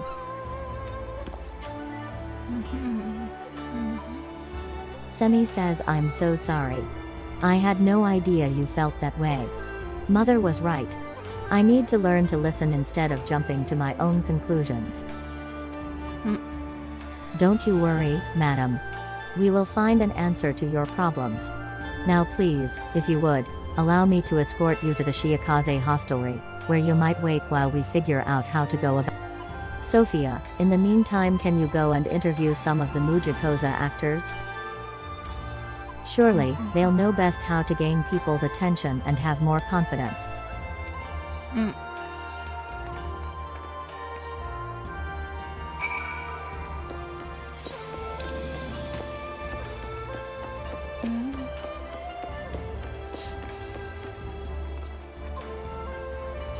Yachio says a woman who feels overlooked and is not confident in her own skin?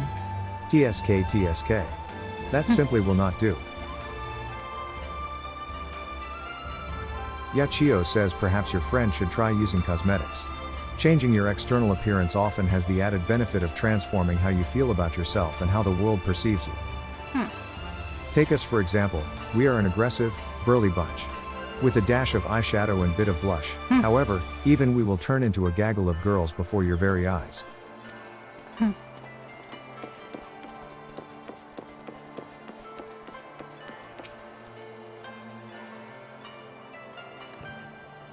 Shiranami says confidence? You ask me of ways to gain confidence? Shiranami says the best way to do that would be to improve yourself, whether that be from the inside out or the outside in.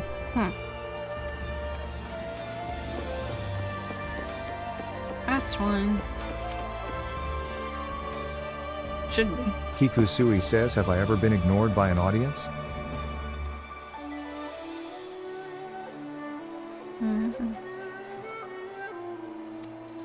Of course I have.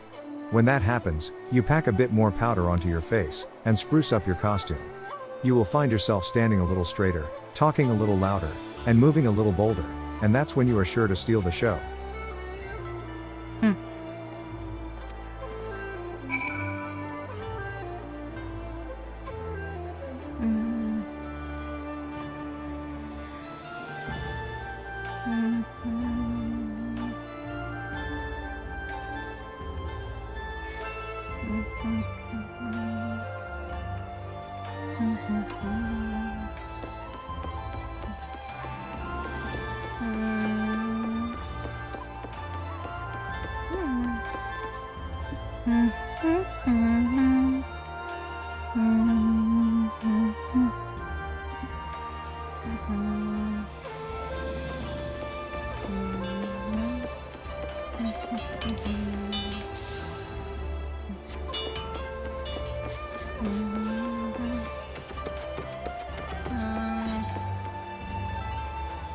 Yeah, time. But you're like, I probably need to cross this bridge.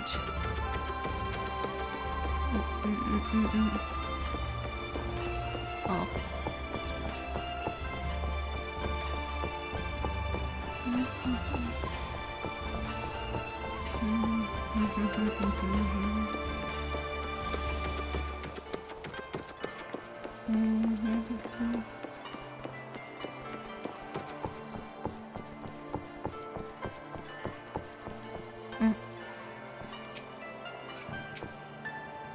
Withdrawn says, do you truly think there is hope for me? Semi says, Sophia, thank the gods you finally returned. Please, please, please tell me you've thought of something. What can we make to help?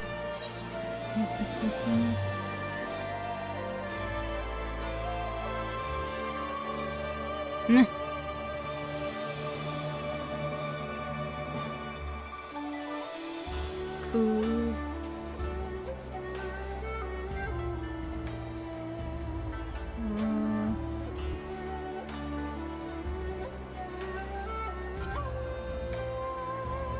A wonderful solution. Cosmetics will allow her to enhance her features so she might stand out from the crowd. When people begin paying her more attention, she will be sure to regain her lost confidence. Semi says, while you were away I took the initiative to gather some materials. I Here, love you. have a look and take what you require. To proceed, should Yeah. Gimme.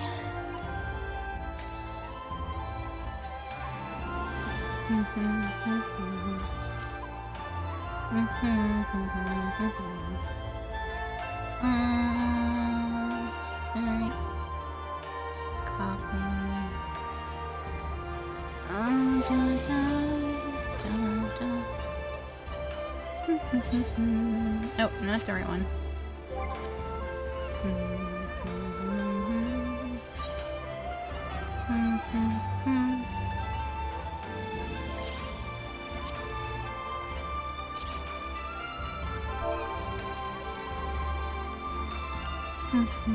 Oh.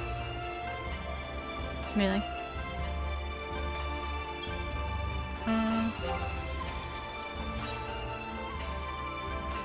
Right.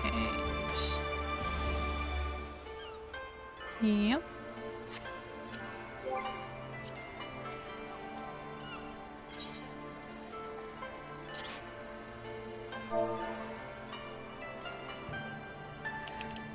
Really?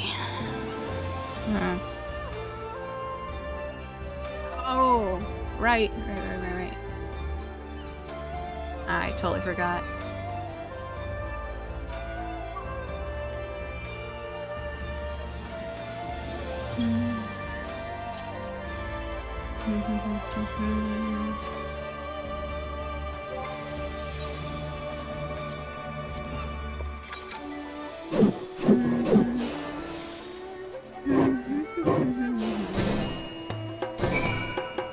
Ooh, all done.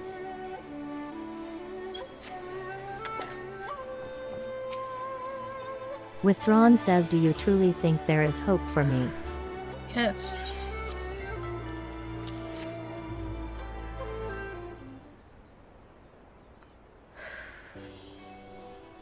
Withdrawn says, addressing case? It is incredibly beautiful, but I fail to see how it will help me. Open it.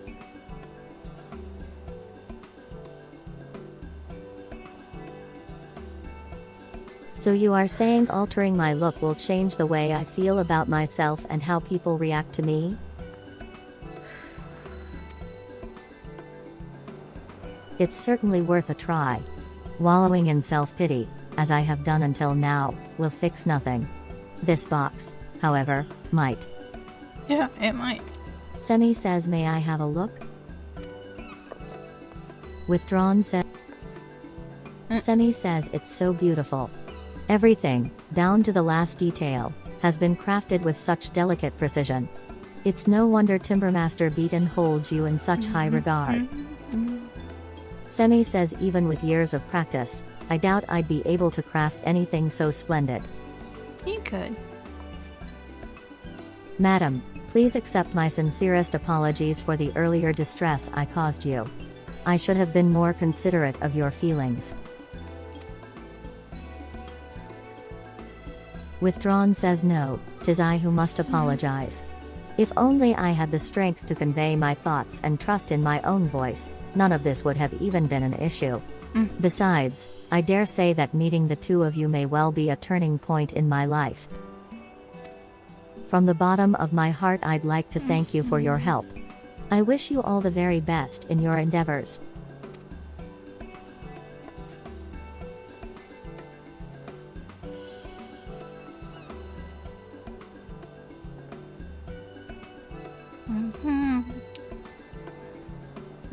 Oh, ad break. Semi says, gra. Her words have lit a fire within me, unlike anything I've ever felt before. While I've been nothing but a hindrance thus far, I promise I won't be for much longer.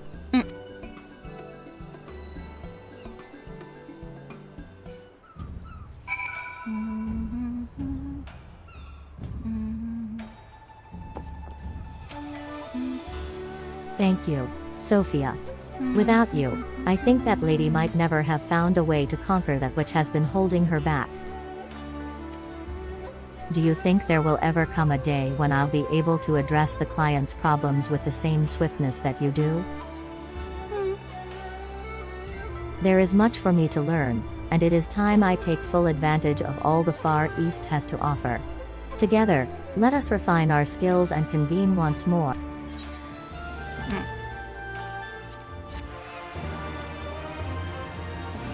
In car. Ah, Sophia. You're here. Since we last met, I've been working day and night to improve my shortcomings as a carpenter. I'm leaps and bounds from where I once was. Until now, I've been undependable. I promise you, however, that from this moment forward, you'll be seeing an entirely new side of me. To prove to you just how much I've changed, I took the initiative and found us a new client. Her name? I'm scheduled to deliver it to her at her shop. You'll come with me, won't you? After all, my first successful business transaction is something you'll not want to miss.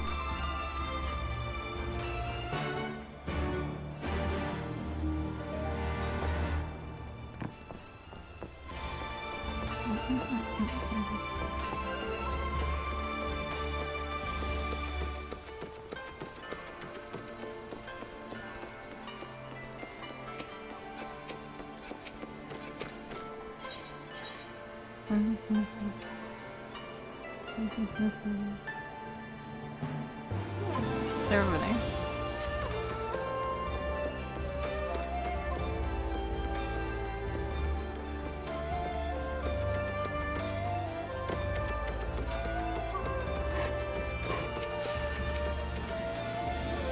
What do you mean you can't use this? I took special care to listen to every word you said. This is exactly what you asked for. This charming little sign is certain to attract droves of customers. Amay says exactly what I asked for? Ha. It's a far cry from it. I told you I wanted something which would help me establish a base of regular patrons.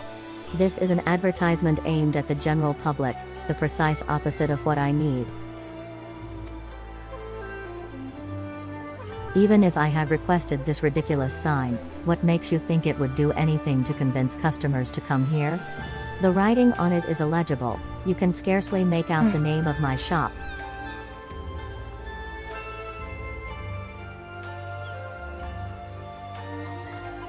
Semi says, oh dear. Sophia, help. Amay says, you have brought a friend? You look like you have a good head on your shoulders. Perhaps you would be able to help me? Excellent. While I cannot quite place my finger on it, I suspect my tea house lacks something in the way of ambience. I would like for you to figure out what exactly that something might be and make me furnishings or accessories to improve it. Amay says if you find yourself short on ideas, you might speak with some of my customers. Mayhap you can ask them for their opinions on what would enhance their experience here. Semi says, as it seems I'm no longer needed here, I shall return to the Shiakaze hostelry and ready some materials for you.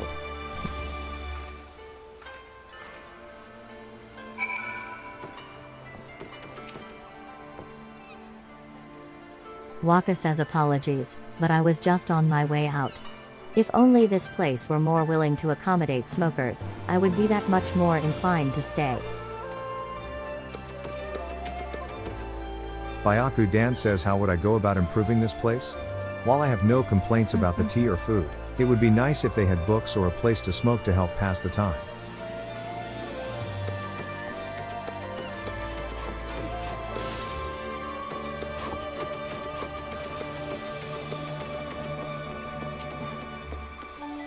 Dull-eyed says for all the good food and drink, it still lacks warmth.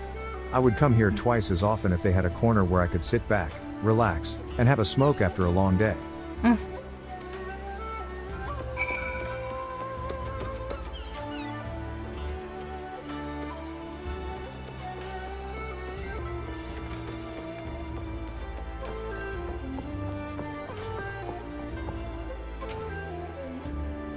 Semi says Sophia, I know not how to apologize to you. It seems the harder I try, the more work I create for you. Semi says if only I could figure out what it is I'm doing wrong. I thought my problem was listening, so I made sure to take note of every word that came from our client's mouth, but it made no difference in the end. But I digress. Now is not the time to be dwelling on my failure. Let us concentrate on fulfilling the tea shop proprietor's. Do you have any ideas on what we can make to satisfy her?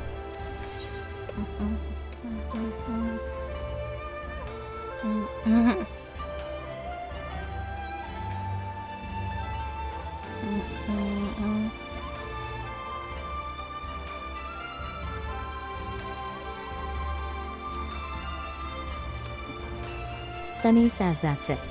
I've noticed many men and women in Kugane do indulge on occasion. Setting up hype box in the area is the perfect way to invite them to have a leisurely smoke after they've finished their tea. It's Semi says now let us set about making it. You'll be needing this, maybe some of I think the tea house owner is quite eager to receive her delivery.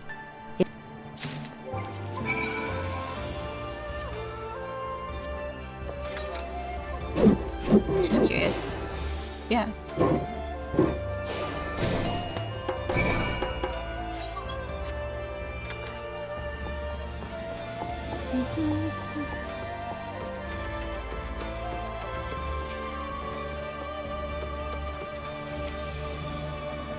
Ame says the key to running a successful business is cultivating a loyal clientele.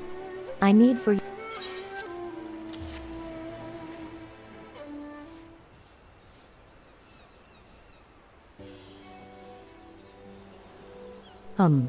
a pipe box, you say?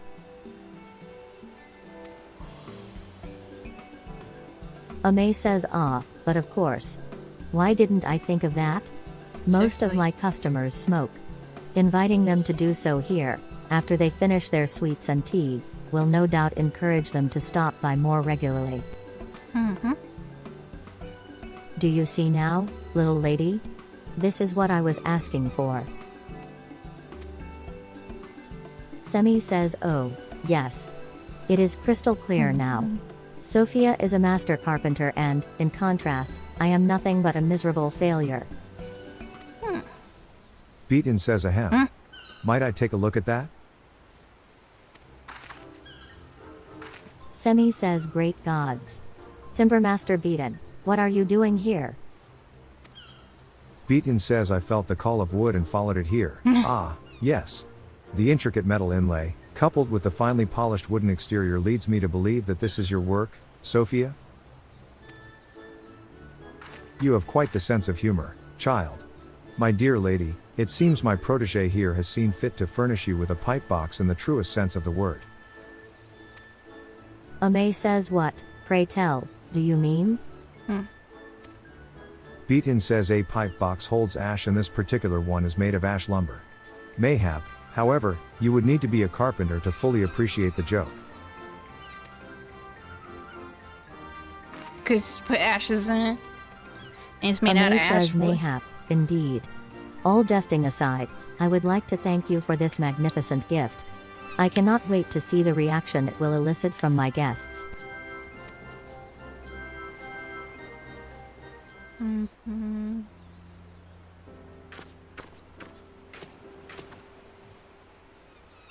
Beaton says Semi, from what I understand, Sophia made a pipe box at the request of a client. Tell me, why is it that you also did not craft one? Semi says I'm sorry, sir. I've been giving it my all. Really, I have, but the sad truth is that nothing I make is good enough to satisfy anyone. That Beaton says it is always a struggle in the beginning, but that is no excuse to quit. Failure builds character, character which will allow you grow as a craftsman. While it may not feel like it, you have grown a great deal during your sojourn here in Kugane. However, it is time you packed your bags. You are to journey to Yansha next, to the lands Yansha. beyond the Ruby Sea. Semi says yes, sir. I shall make ready to depart straight away. Sophia, I will be going ahead of you, but worry not. Once I arrive, I shall send you a letter telling you where we can meet. Beaton says Semi, before you go, allow me to say this, you have a firm grasp of all the basics and a sharp intuition. Besides, there is, however, one thing that is holding you back. You strive solely for perfection. Remember, your purpose is not to create something flawless, but something authentic. Cold toes. Cold legs.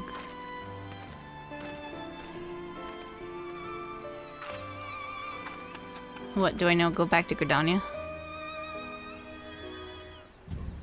Really?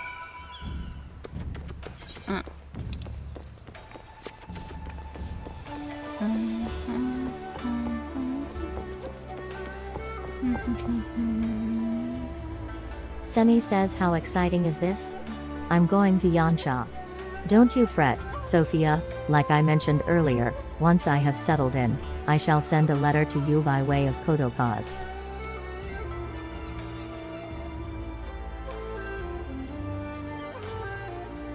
This time I have every intention of living up to Timbermaster Beaton's expectations. Why, I dare say we shall even be returning from our journey there with a tale or two on how I charmed my way into the locals' hearts with my carpentry skills. Till we meet again in yon.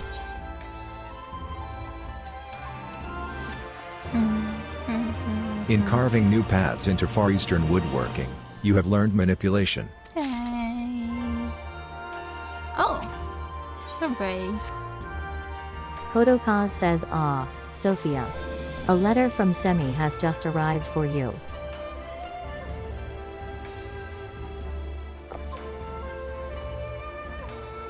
Letter says, Dear Sophia, I am writing to tell you that I have arrived in a tiny village in Yansha known as Namai. It's such a delightful place. Every day I stumble across something new, whether it be the unusual materials they employ in their construction or the unfamiliar but delicious foods. Oh, yes, the food here is exquisite, and their desserts are even better.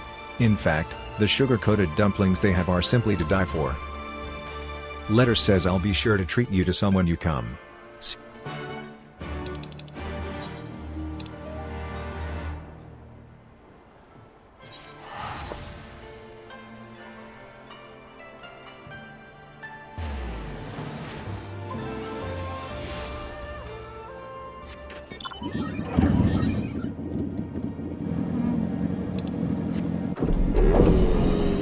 Did she just...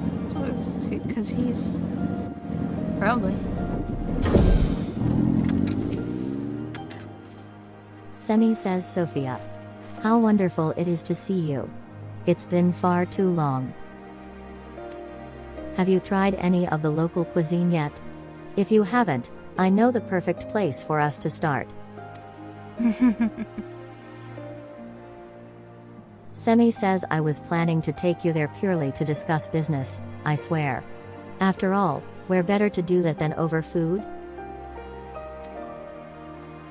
Semi says, Ga. Alright, alright. Your disapproval has been duly noted.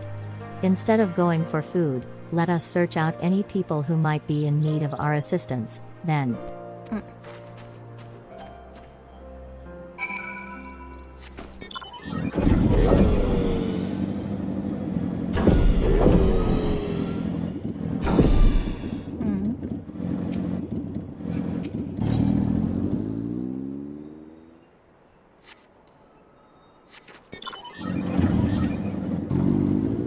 Semi says, hello? Is there anyone out there seeking the services of a young carpenter? Ryazan says, help? Yes, I could use some of that. You see, in the days before the Empire held dominion over our lands, I was a chef. While our freedom from them is fleeting, I would nevertheless like to use this opportunity to once again pursue my passion for cooking. As such, I have been thinking to open up my own restaurant.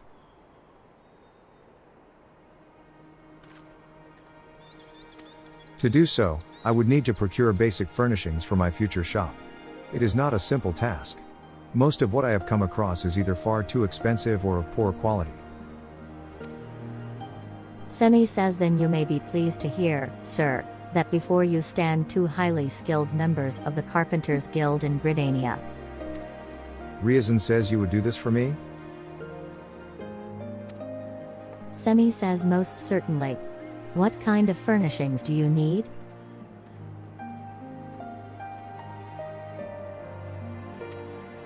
Ryazan says, apart from tables and chairs, I need something that would allow my guests to feel at ease. Those from the enclave have different dining habits to those of us here in Namai. I would like to create an environment where both would feel equally welcome.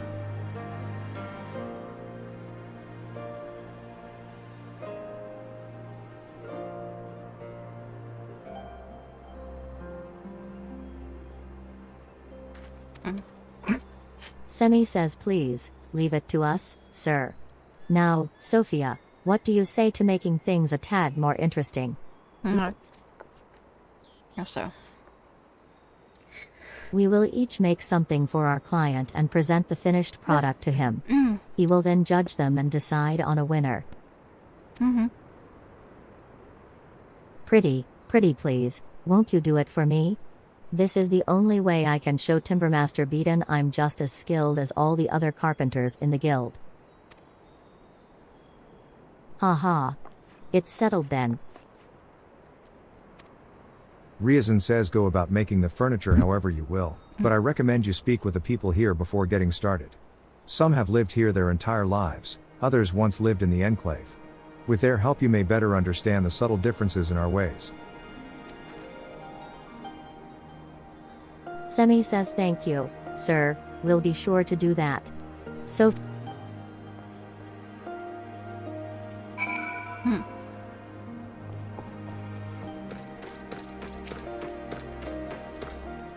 Miyake says the only difference is that table manners are practically non-existent out here. The people have good hearts, but they have no sense of etiquette. They will eat their food on the streets and sip their tea in front of you. One should take their meals behind closed doors with family or friends. It would be nice if they would at least eat behind a partition of some sort and spare the rest of us the sight.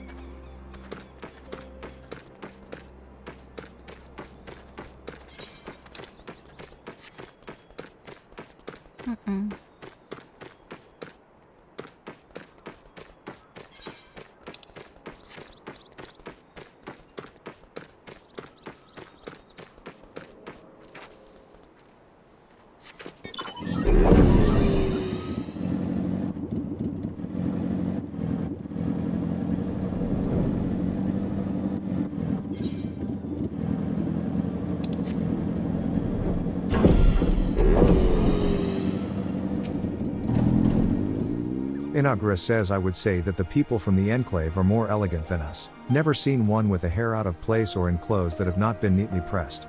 They place great importance on rules, manners, and fashion over there.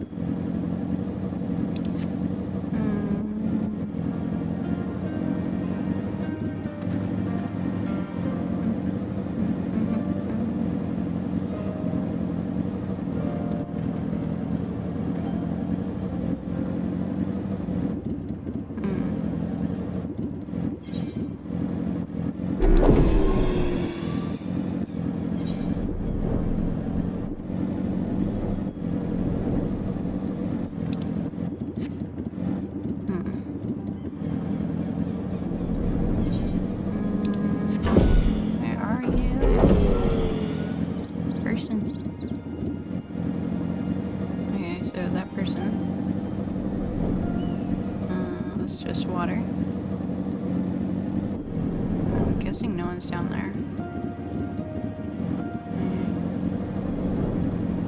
So it can't be you, because it doesn't say that, right? Yeah. We've been let dine. Okay. That's a name.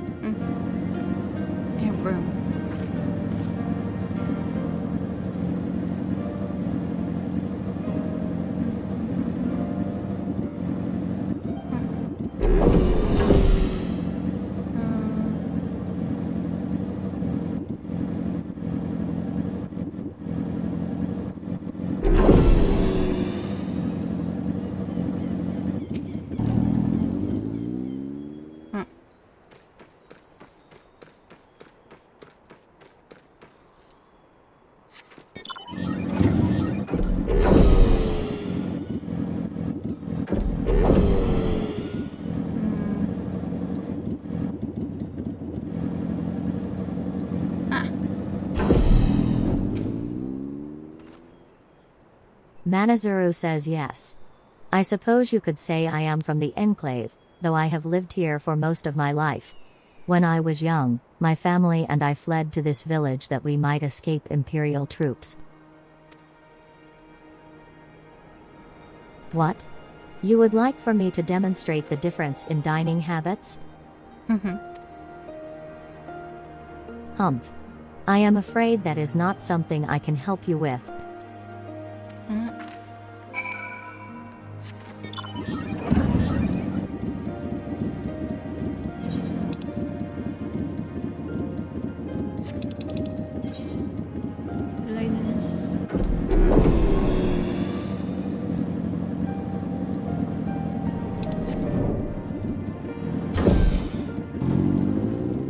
Semi says, "Ah, Sophia. Have you finally decided on what you'll be making?"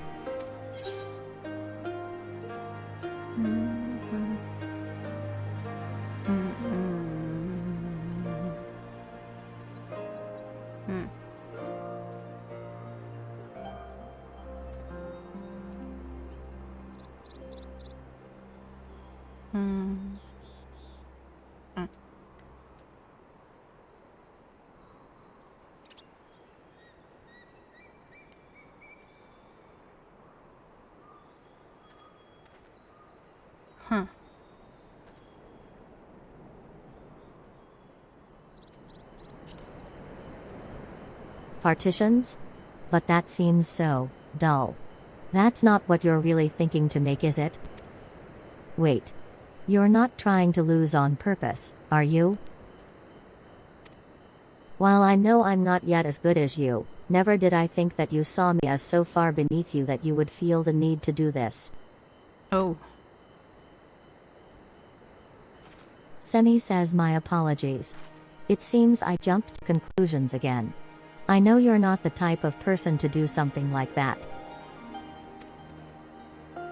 It's no excuse, but lately I've been on edge. I can't shake the feeling this is my last chance to convince Timbermaster Beaton that I am a capable carpenter, worthy of being called as such. If I don't, he might stop assigning me work, and I may as well leave the guild. I shall not let it come to that. No matter what it takes, I must find a way to prove myself. Oh, I completely forgot. I'm terribly sorry. I didn't mean to blabber on about my worries. After all, you're here for materials, aren't you? Here you are.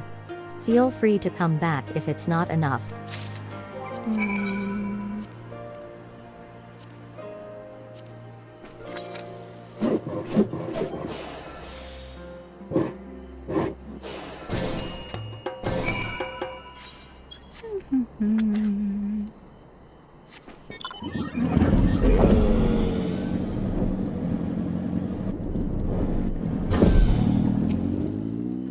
Ryazan says opening up a restaurant has always been a dream of mine. To think that it might soon be within my grasp fills me with joy beyond belief.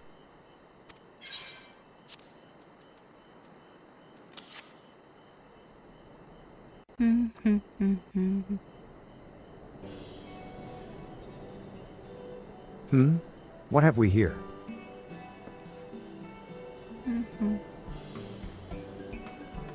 Beaton says ahem. May I? Semi says Timbermaster Beaton. Beaton says this table is exquisite.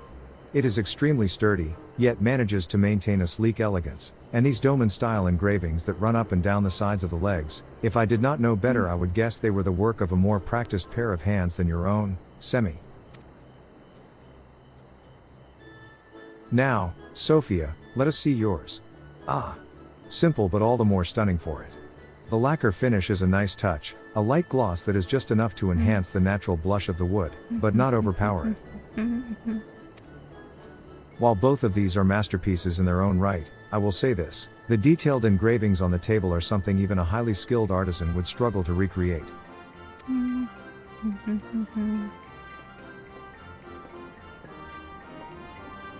What do you think, sir?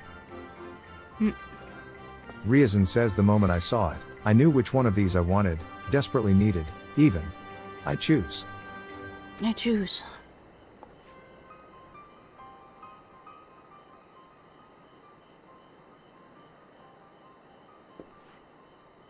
Riazan says this one.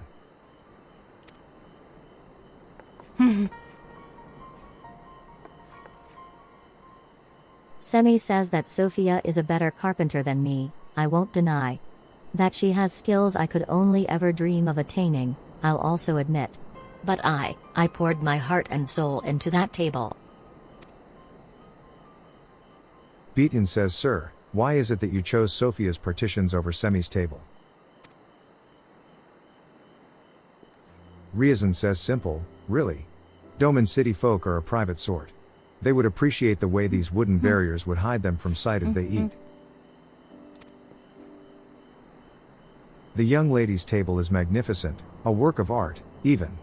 However, it does not fulfill the needs of my customers like these partitions do.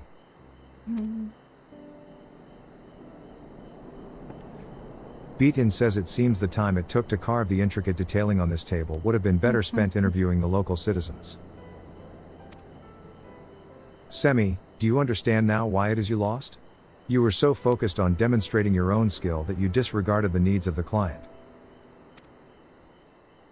Again. Sophia, on the other hand, spoke with the residents of this village, which inspired her to create these partitions, a product that places the customer's needs above all else. Beaton says in that sense, the difference between your table and her partitions is the difference between a decent carpenter and a master of the craft.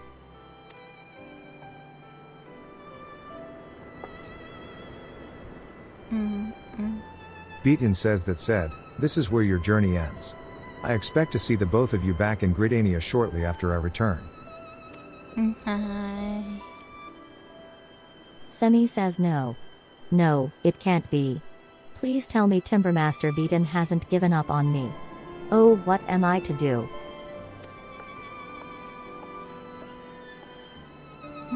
Riazan says, is your friend alright? While I cannot claim to understand what any of that was about, I would like to thank you for your wonderful contribution. It is sure to suit my restaurant perfectly.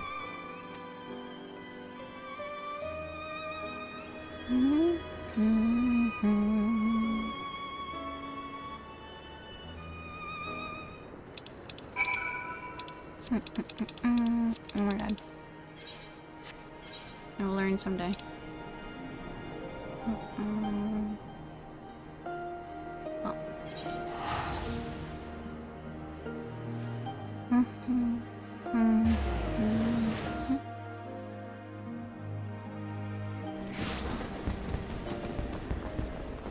Oh, that's right. The Moonfire Fest. I totally forgot.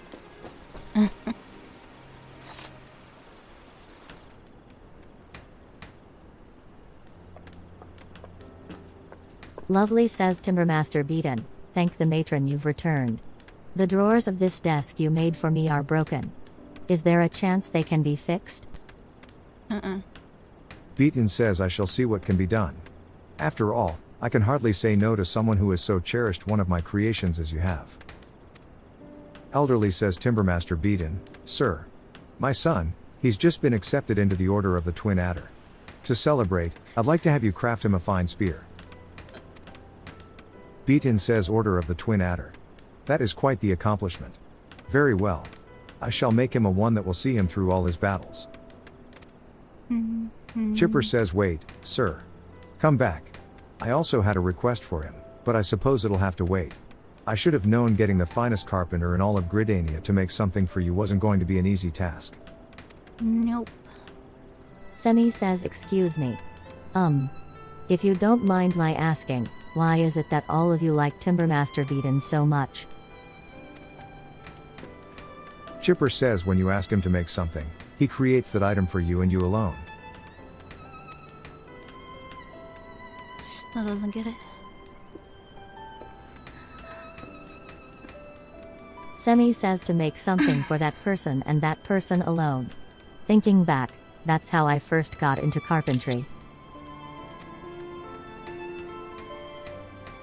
I was born into a family poorer than dirt, one where we couldn't afford to purchase even the most basic of furniture. My mother raised us by herself, working from dawn until dusk so that my sisters and I wouldn't go to bed hungry every night. Seeing her suffering drove me to make her an armchair in which she could rest from time to time. It was all the young me could think to do. While the finished product creaked and buckled under her weight, not for a single moment as I was making it did I lose sight of the fact that I was doing it all for her.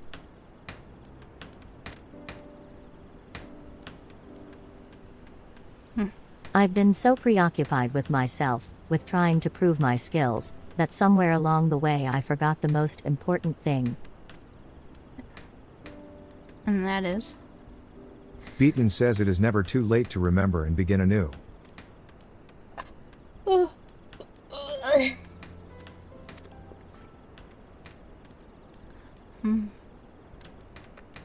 Beaton says Semi, the key to harnessing your own potential is to recognize what is holding you back. From here, you can only grow.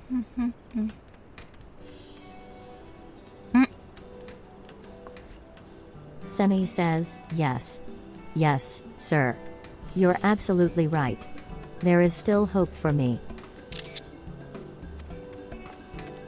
Semi says Sophia, thank you for supporting me until now. It is only because of you that I have come this far. In fact, I'd go so far as to say that our grand adventures together have made me feel as though I've been born again.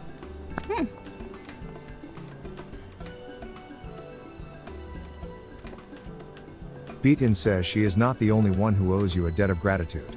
While I am skilled at working with wood, I am not nearly so adept at dealing with people and their problems. You have helped Semi in ways I could not. Beaton says you are part of the reason I have such high hopes for the girl. With a mentor like you to look up to, she will no doubt flourish. That is why I ask that you speak with her one last time before.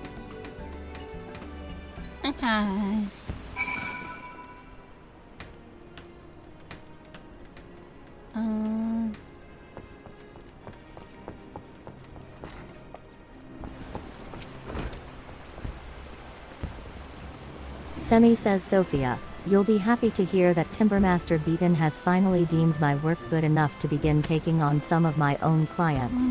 Isn't? Semi says that's not to say I'll forget about my studies or the guild's troubles, however. In between commissions, I'll be spending my time practicing how to make oriental furniture. That way, I can retain all that I learned from our trips to Kugane and Namai. Semi says but that's not all.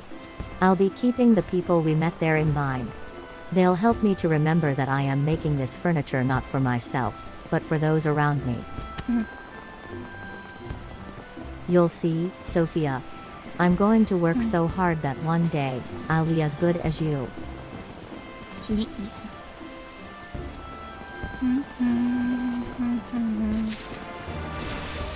Oh, wow. Okay. I'll be right back. I gotta go use the restroom.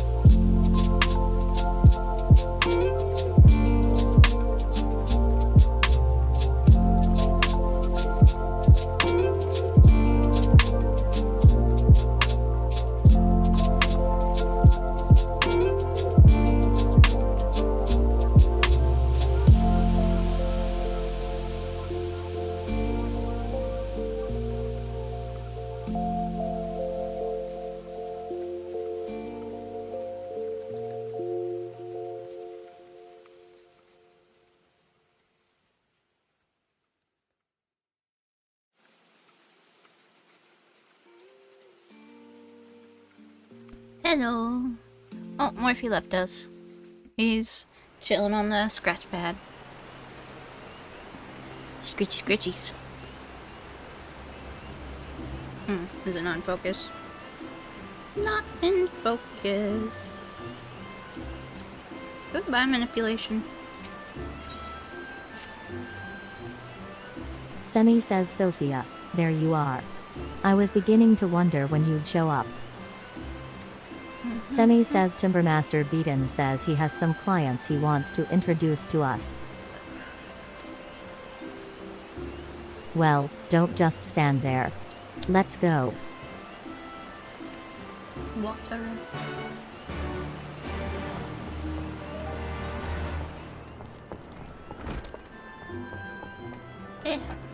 Trying to do it with one hand.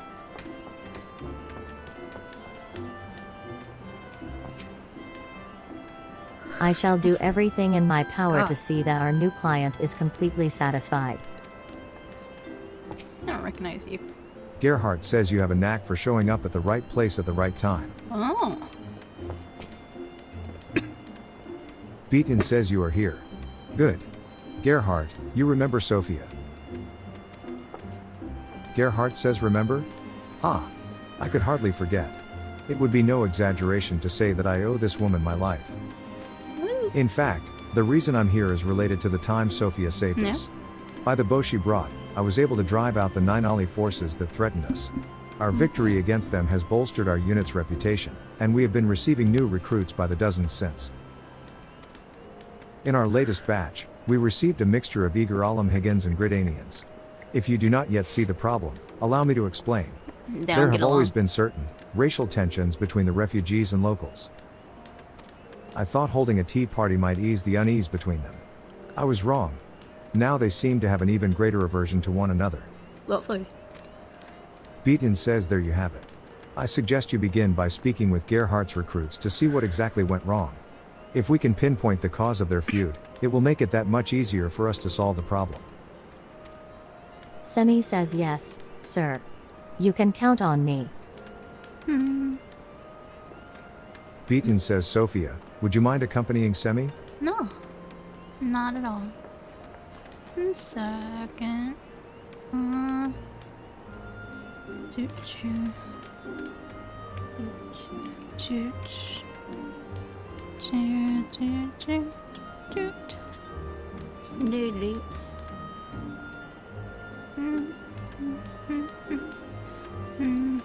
Mind you, this is an official request.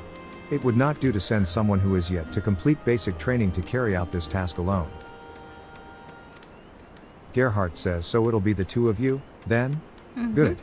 Now I imagine most of my new recruits will be at and around the Adder's Nest. You should have no trouble finding them. Cool. Beaton says once you have finished, see that you report back to me.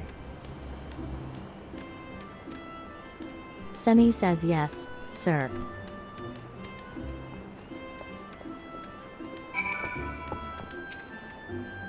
Gerhardt says it seems you've got yourself quite the new recruit there, Beaton. Beaton says jealousy does not become you, my friend. Cute.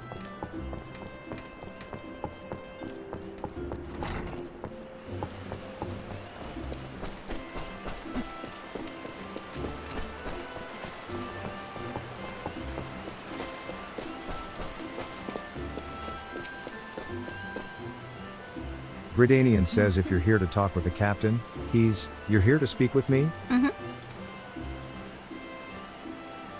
Why don't we like them? Well, it's obvious, isn't it? Every time we try to reach out to them, how are we repaid? With hostility. Take the tea party Captain Gerhardt arranged for us, for example. We attended hoping to turn over a new leaf. They, however, clearly came for different reasons entirely because the moment we sat down, they served us Alamhigan tea. It seems they have gone from refusing to accept our culture to openly spurning it. I mean, my isn't that the way apologies, to but I would like to leave it at that, lest share anger get the best of me. culture? Yeah, they're trying to share culture. You're just being ignorant.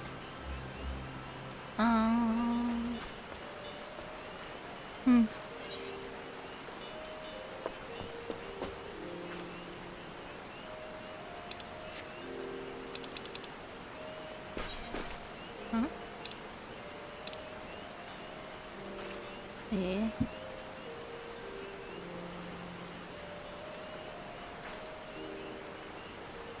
Oh. Oh, okay.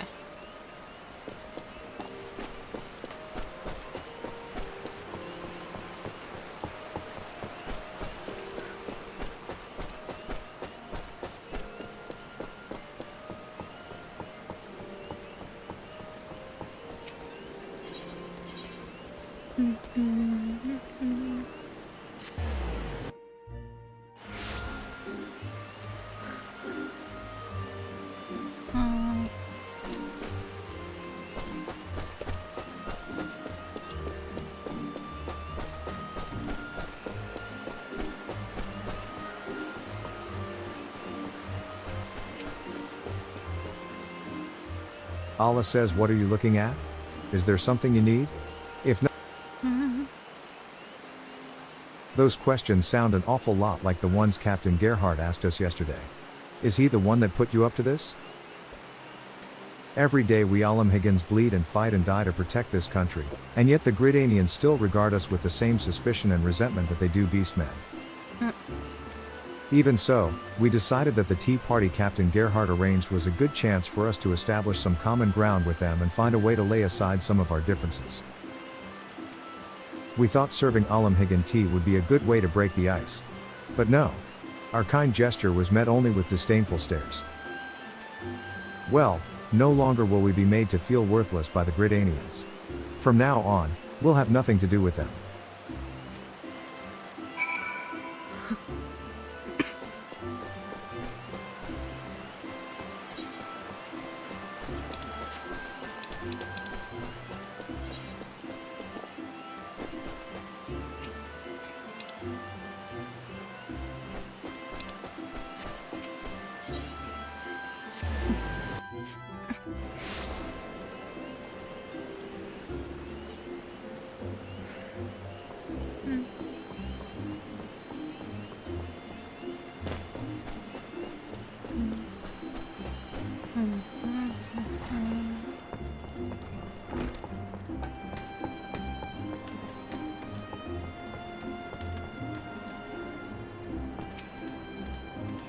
Gerhardt says success is only possible if each of the members of the squad completely trust one another. Semi says my new motto is, live, love, and craft to fulfill the needs of others. Now I'll never forget any of the lessons I learned while in the Far East. Mystic. Shouldn't you say whether it's male or female? Because it's like gender specific.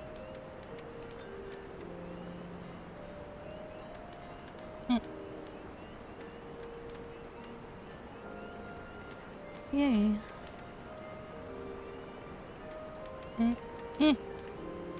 Oh my goodness. There we go.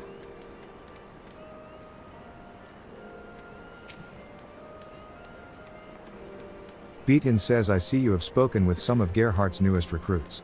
Do you have any ideas on how we might put an end to their feud? Let's see.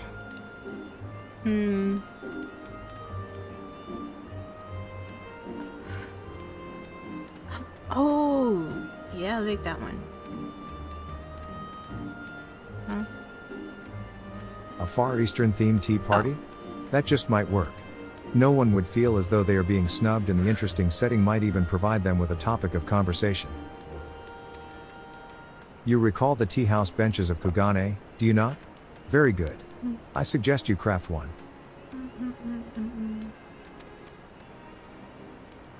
I actually just like that answer.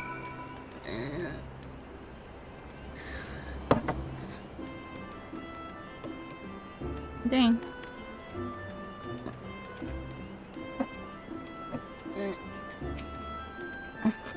If, for whatever reason, you run out of materials, do be sure to let me know.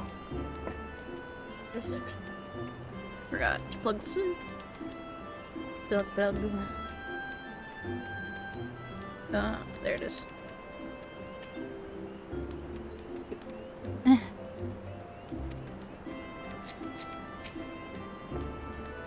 Semi says my new motto is, Same thing.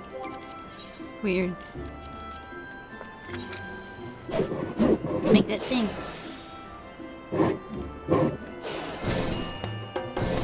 Well done. Gerhardt says success is only possible if each of the members of the squad completely Oh my god.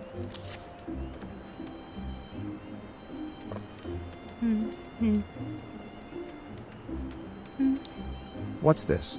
I've never seen anything like it. Yeah. Beaton says you are looking at a tea house bench, the quality and make of which is identical to those crafted by the master carpenters of the Far East. Beaton says now, Semi, what have you made for us? Semi says allow me to present to you with this. What is it?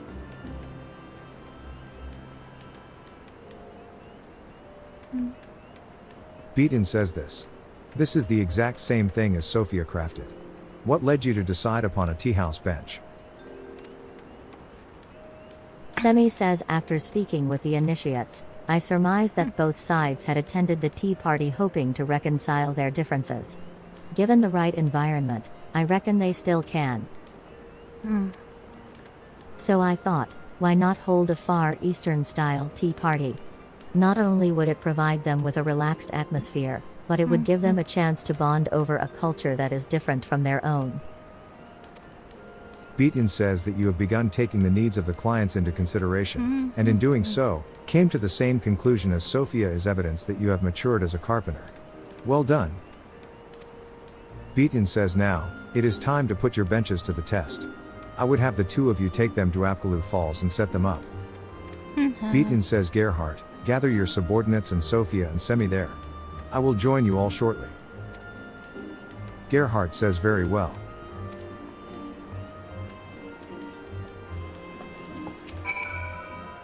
Beaton says please, go with Semi to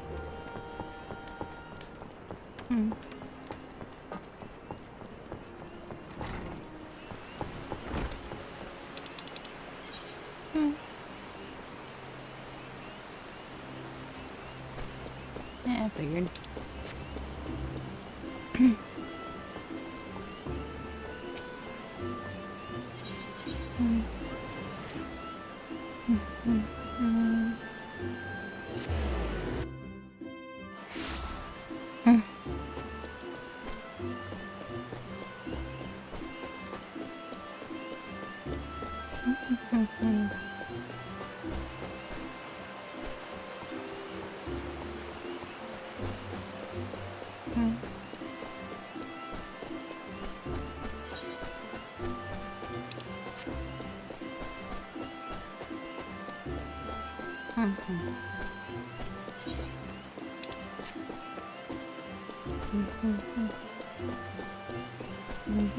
Oh, there's a lot of people. Semi says we're hosting a tea party, Sophia. Hee hee.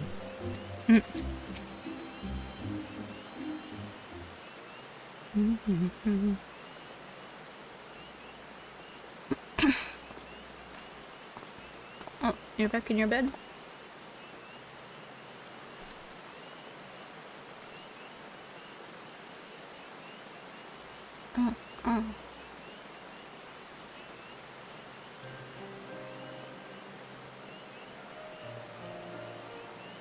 Gerhardt says welcome, everyone. Gerhardt says while I know our last tea party was by no means a rousing success, I appreciate how willing most of you were to give this idea a second chance. We're also in the rain. Gerhardt says it seems some of you felt that certain cultures were disrespected at our last get-together. For that, I apologize. Gerhardt says regardless of where you are from, I value and respect every one of you. As you should each other, for we are brothers and sisters in arms, family, if you will. Gerhardt says I hope that this gathering the craftsmen of the Carpenters Guild helped me organize will allow you to realize that. Now, for the fun part.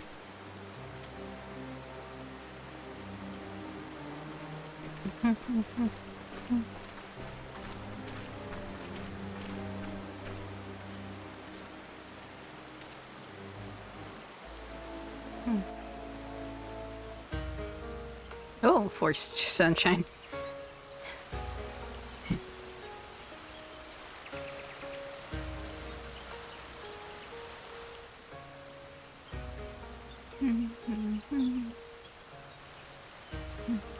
Gerhardt says, what do you think, everyone? Before you is an exact replica of a tea house in Kugane.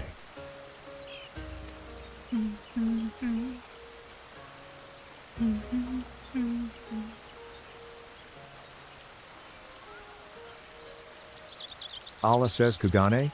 As in the far eastern port city? Well, I suppose these decorations do have a certain exotic charm. Gridanian says, a Kugane style tea party, huh?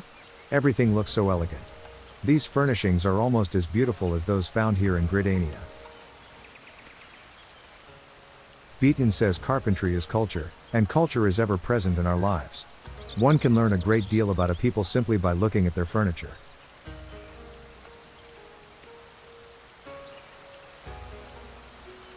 Gridanian says, sitting here upon these benches has made me realize there are many magnificent things in this vast world. In my narrow-mindedness, I nearly missed out on them. We should have taken the time to learn more about you and where you are from.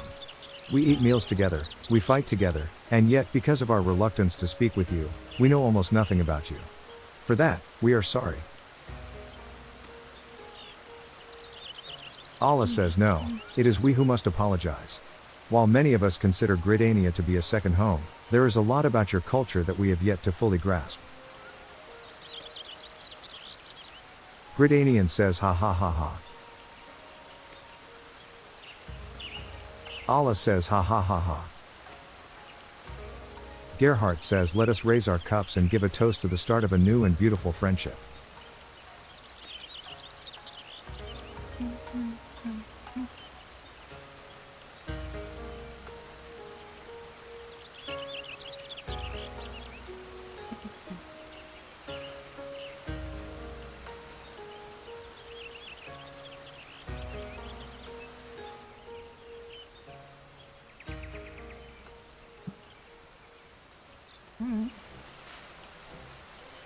Gerhardt says, have you all been enjoying yourselves?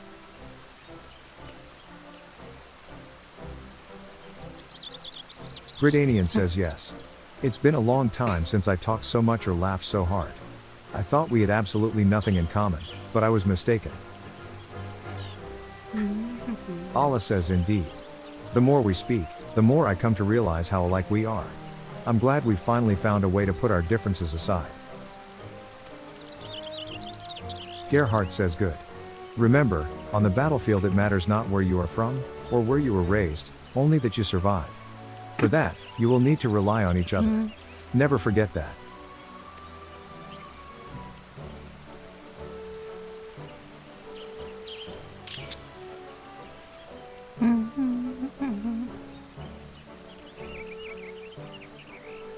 I think that sums up the streams.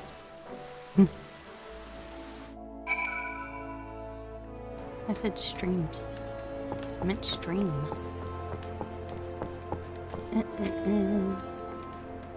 Semi says, what a relief the party went so well. While the tea was a smidge too hot for my liking, the cakes were so delicious.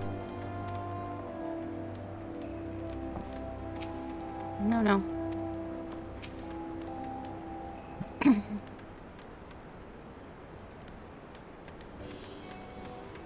Beaton says, well done, the both of you. While fulfilling the client's needs with great finesse is something I have come to expect of Sophia, you surprised me, Semi. That you had the same idea as one of our guild's best artisans proves you are one step closer to becoming a full-fledged carpenter. Beaton says, do not, however, mistake that to mean the items the two of you crafted are of a comparable quality. Even to the untrained eye, one is far superior to the other. Beaton says, quality, however, is not everything. Your client has walked away feeling completely satisfied, and that is a tremendous accomplishment. Semi, if you continue to work hard, perhaps someday you will come to be as good as this talented woman beside you. Semi says, thank you, sir. I shall remember this moment and continue honing my skills that they might one day rival Sophia's.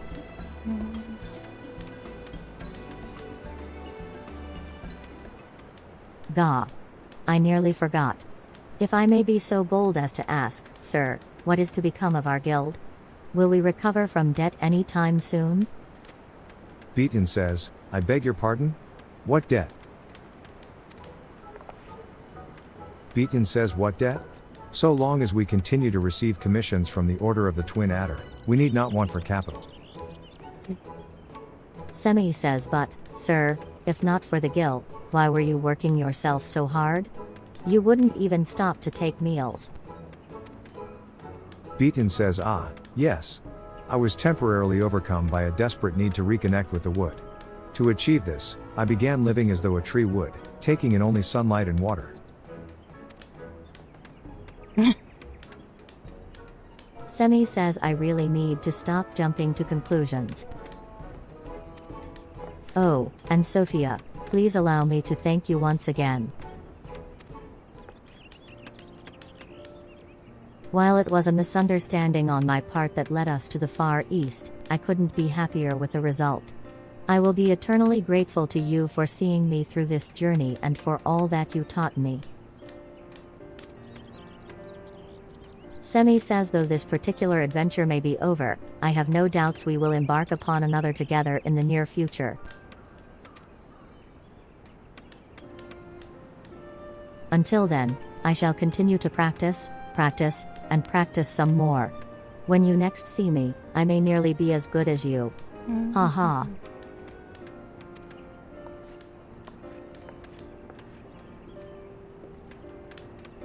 Beaton says, Sophia, your ability to inspire people never fails to astound me. It is in no small part, thanks to you, that Semi has grown as much as she has. Your talent and the love you hold for your craft is a rarity even among the elite. I hope that you will continue to use both to serve men and women all across Erzea.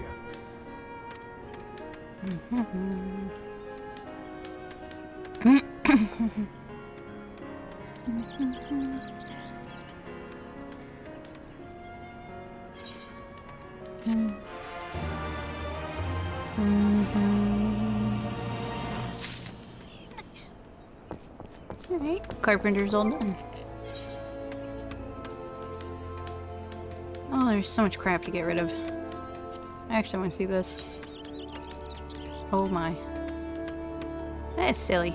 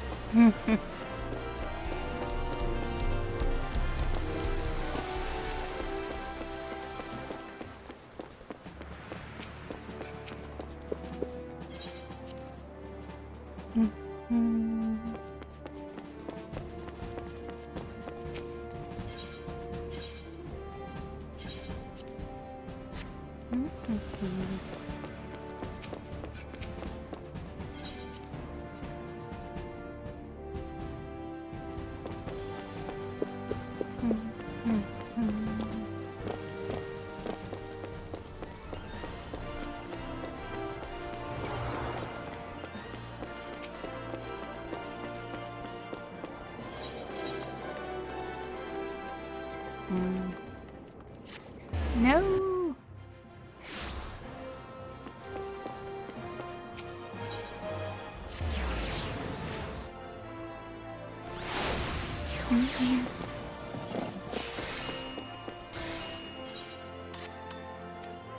Okita-chan says I have so much to tell you.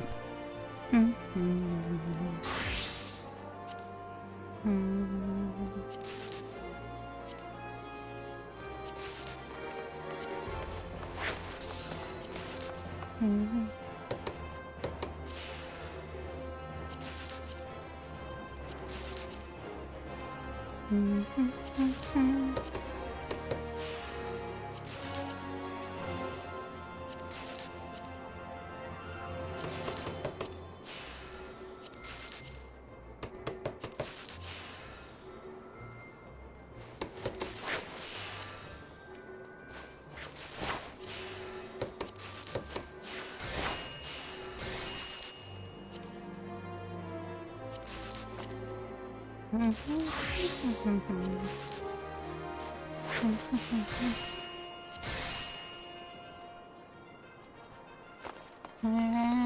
it's everything. Discard. I don't even know if they use those. I keep this stuff. Oh, nice. Okita-chan says I'll do anything. You don't want to be with me anymore? Kanata says I did my very best, just...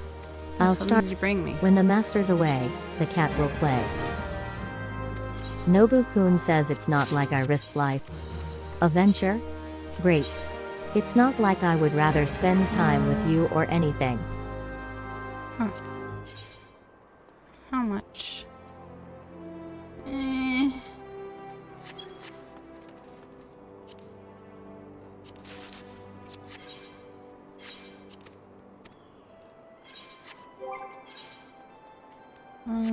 Dun, dun, dun.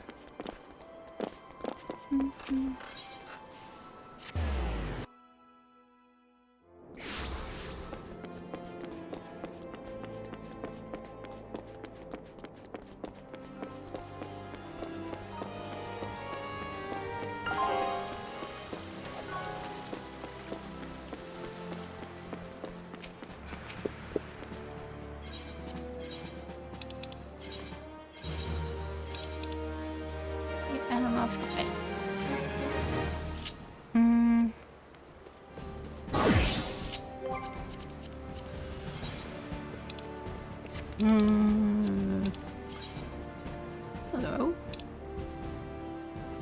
You're cute.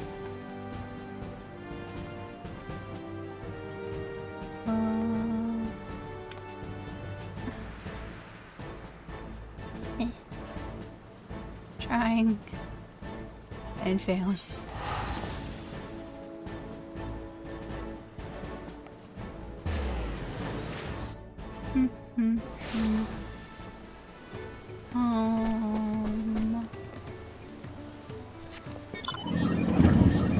Big open area one.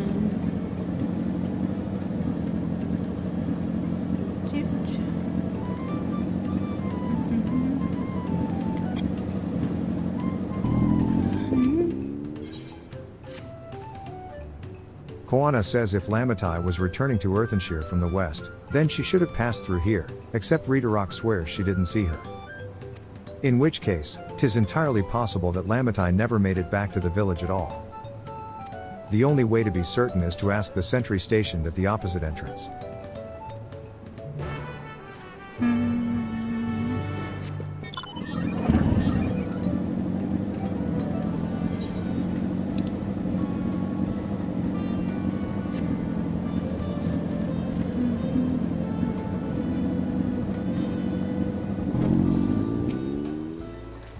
If the guard did not see Lamatai, then we can be fairly sure she's not in Earthenshire.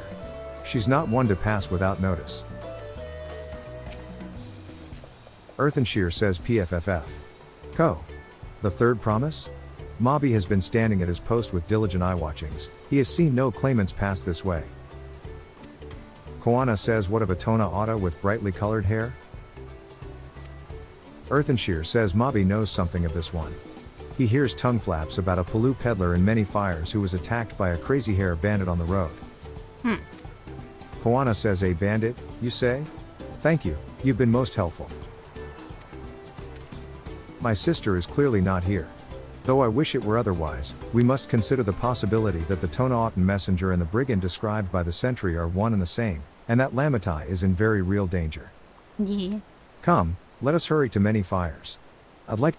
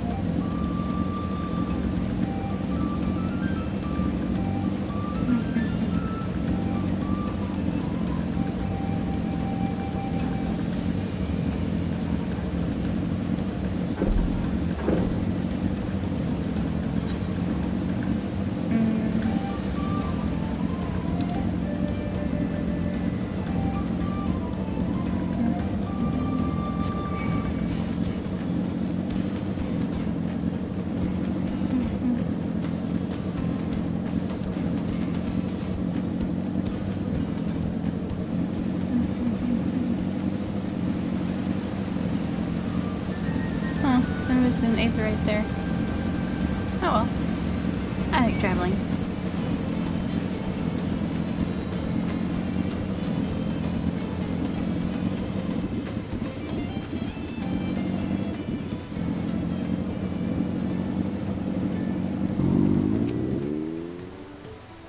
Koana says here, Sophia. This is the merchant who ran afoul of the bandit.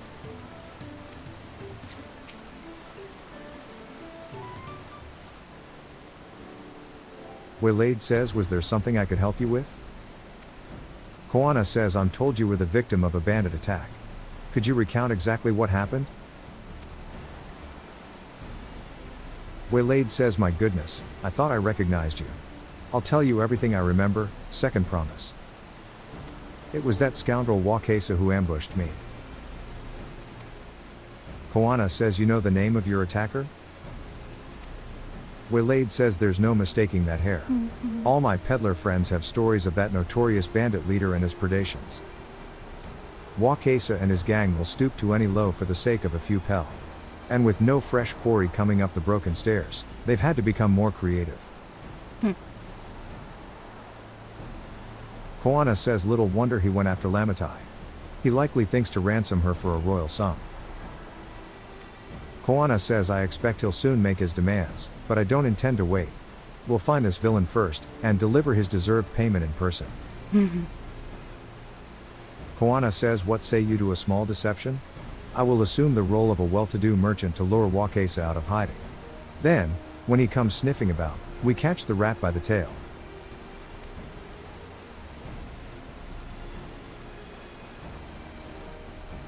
Waylaid says, an excellent plan. And I have just the right garments for your disguise, at a specially discounted price, of course. Koana says, a brush with bandits hasn't dampened your mercantile spirit, I see. Very well, I accept your generous deal. Oh, that was a cough? Ah. Now we lay the bait. I will precede you into many fires to make my presence known. You follow on behind, boasting to those along the way how you paid me a hefty purse in exchange for a rare gemstone or some such. If Wakesa is as coin hungry as they say, then a recently enriched peddler should be an irresistible mark.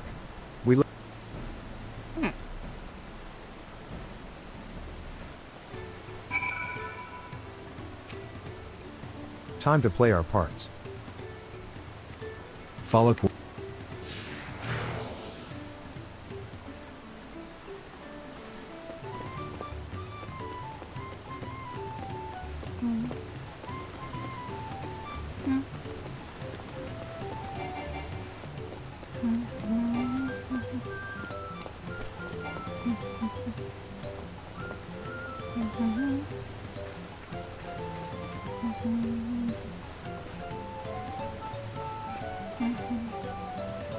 There. That ex-brawl fellow. Share with him how happy your imaginary deal with me has made you. Once you've put on an appropriate display, we can continue to our next.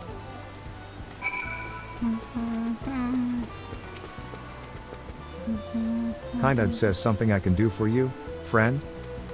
You have the kind-eyed ex-brawl's full attention. Play the role of a happy collector, who has acquired a rare and expensive gemstone. Just do... I feel like I have happy on here.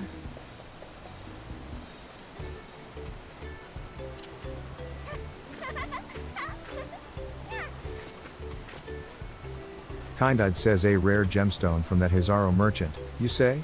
I envy the profit he must have made from such a sale. Since... Oh.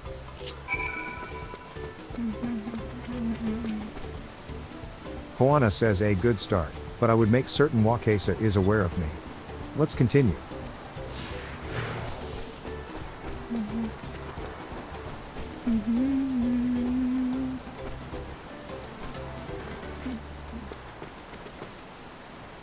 That moblin over there looks amenable to conversation. The stage is yours, Sophia. Enthusiastic says PFFF. Co. What can Mobby do for you? You have the enthusiastic moblin's full attention. Play the role of a happy collector. You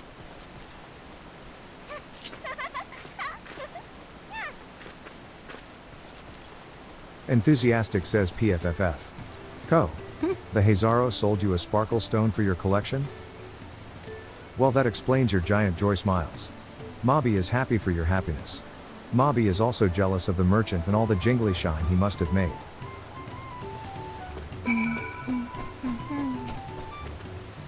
Koana says that should be enough, but perhaps one last act to drive it home.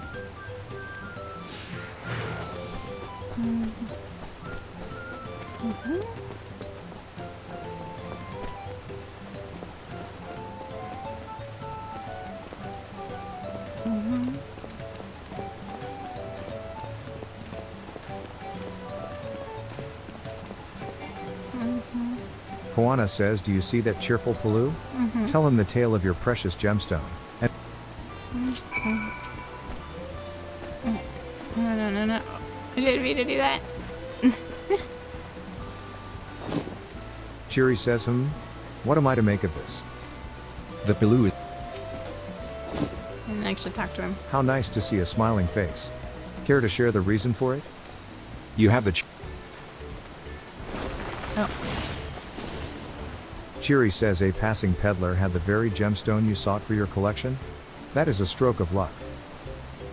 And I'll wager the merchant was just as pleased to fill his pockets with your grateful coin, eh? Yes.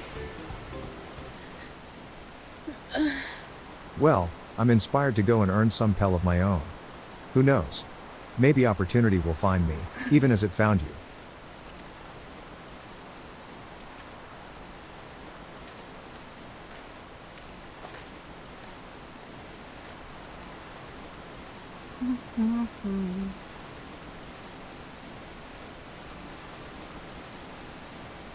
I see fingies. Koana says, my most valued customer. The profit from that single purchase of yours should see me through weeks of idle leisure. Traveling with such a fat purse and no sellswords is tempting fate, so I shall make Earthenshire my last stop and then return forthwith to Tuliobel.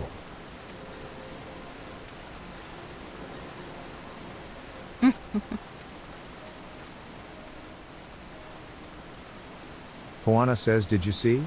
The rat has come for a nibble.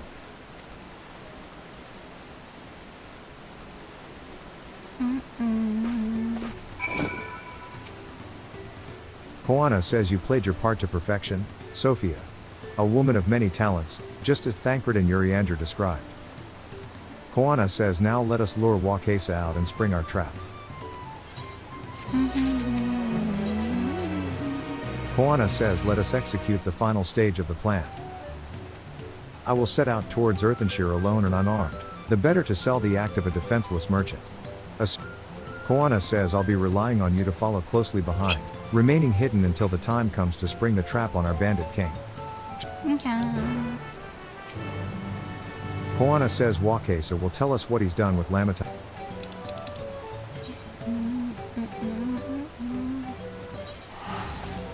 Oh wait, if that's all I'm supposed to do.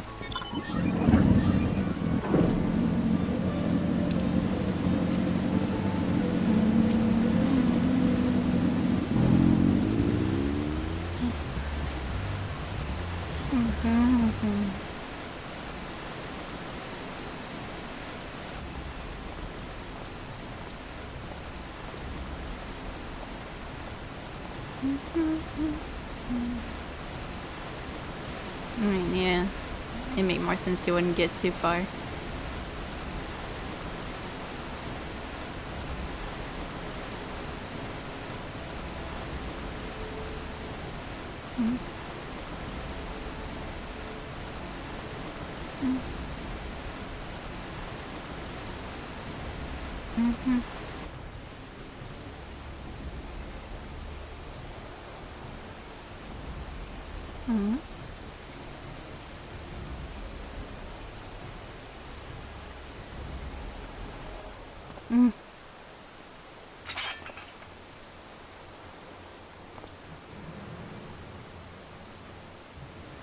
Wakesa says I hear business has been good to you, Master Merchant.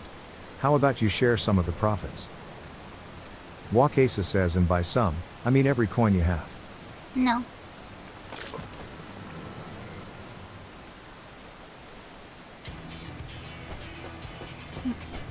Tiny man. God, I love those. Wakesa says you're that gemstone collector. Oh, I see what this is. We've been tricked. Oh my god. The word. Eh. Wakesa says spit in your Chakras. eye. Men, kill these Vidral.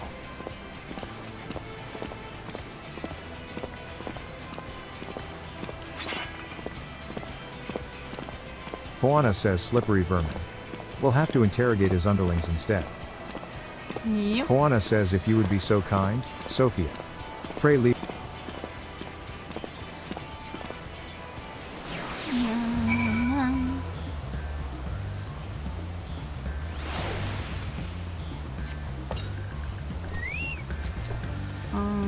Where'd I put it? Yes.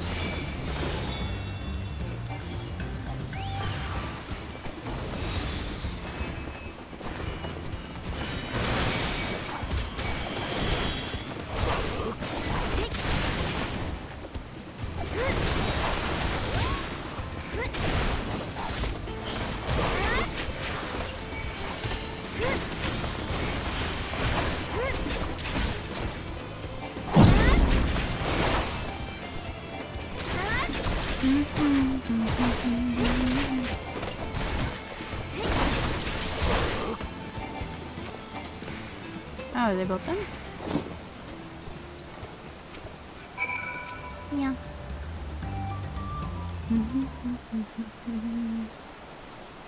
Nice. Koana says I was hoping to talk with your boss, but I suppose you three will have to do. Shetana says wait. That's the second promise. What do you want with us? Hazaro says think I'm scared of a fancy title? I'll take your royal ears as a trophy, as soon as I get free of these ropes. Koana says I know your gang is behind my sister's abduction. Tell me where she is. They won't know. Shetana says eat paka shit, salt lover. You'll get not answers from us. Hazaro says that's right. We don't serve you. Koana says do not play games with me. Where is Whoop Lamont? Ooh. Oh. He threw aside he didn't expect. I am fast losing patience. Talk now or die. The choice is yours. Ooh. Hazaro says we were hired to nab the third promise, that's all. We don't know where they took her. Koana says hired? By whom? Hazaro says we weren't told that either. Only Wakesa knows, he's the one who took the job. Koana says well, it seems we needed their leader, after all. Once I've arranged for the Landsguard to take custody of these criminals, I'll call on Thancred and his tracking skills. But perhaps you could pursue Wakesa in the meantime? The bandit was running in an easterly direction. Should you locate him, I suggest you shadow him rather than force a confrontation. He might lead us to where Lamatai is being held. Dang, big bro. Energy. Go after Wakesa. I'll watch these miscreants until they can be taken into Landsguard custody. Y'all fucked up.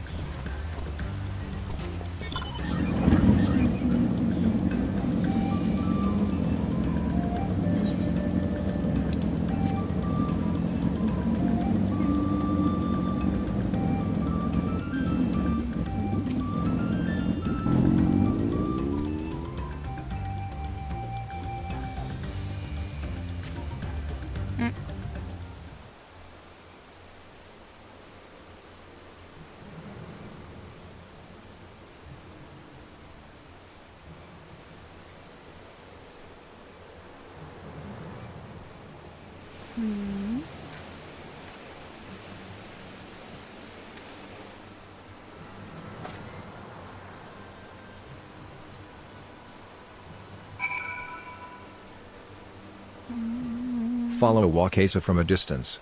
The objective will end in failure if you are noticed or fall too far behind.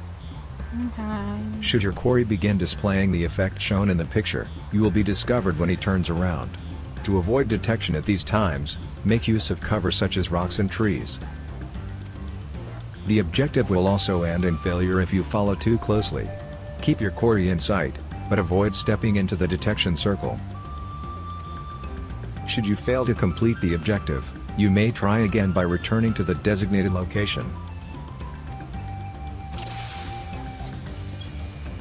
Oh, I see him.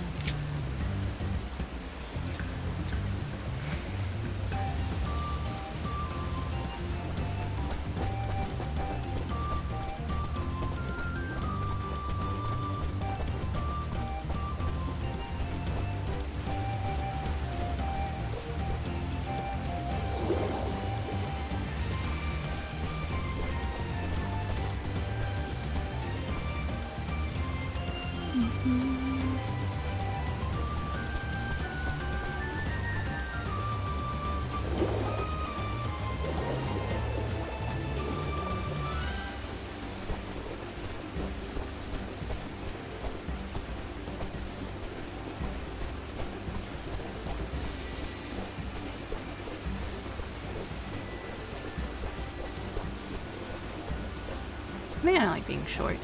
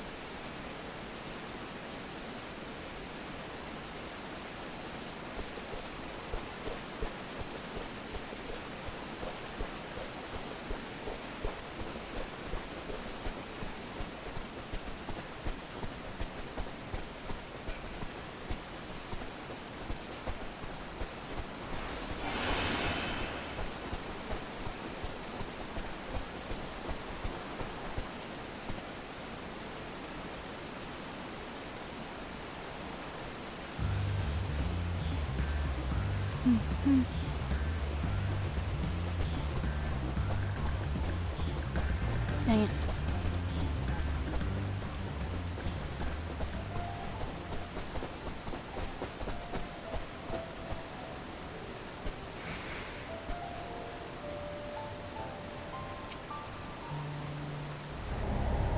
Ah, he noticed me. Damn it. That means I'm gonna have to walk all the, or I'm gonna have to teleport all the way back. No.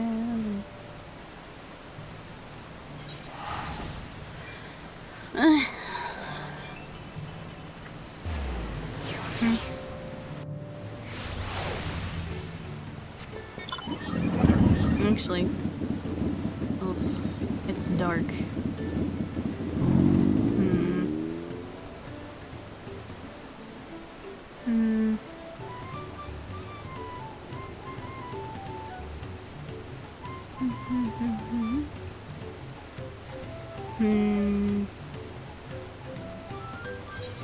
Would rather wait until it's light.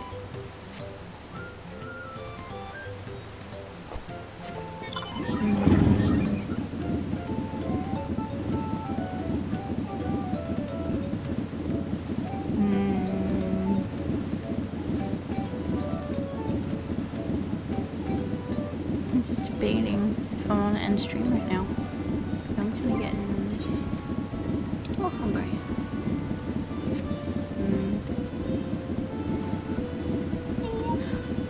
streamed enough today.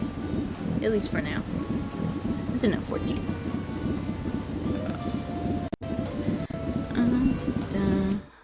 Dun, dun.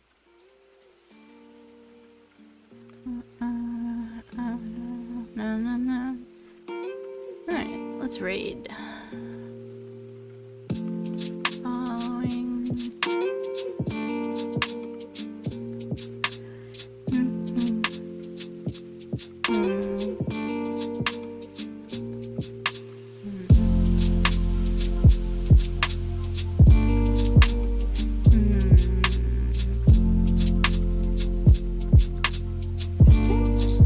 What are you doing?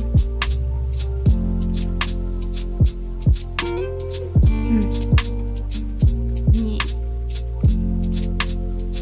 Alright, I'm starting the raid. I might pop back on later for something else.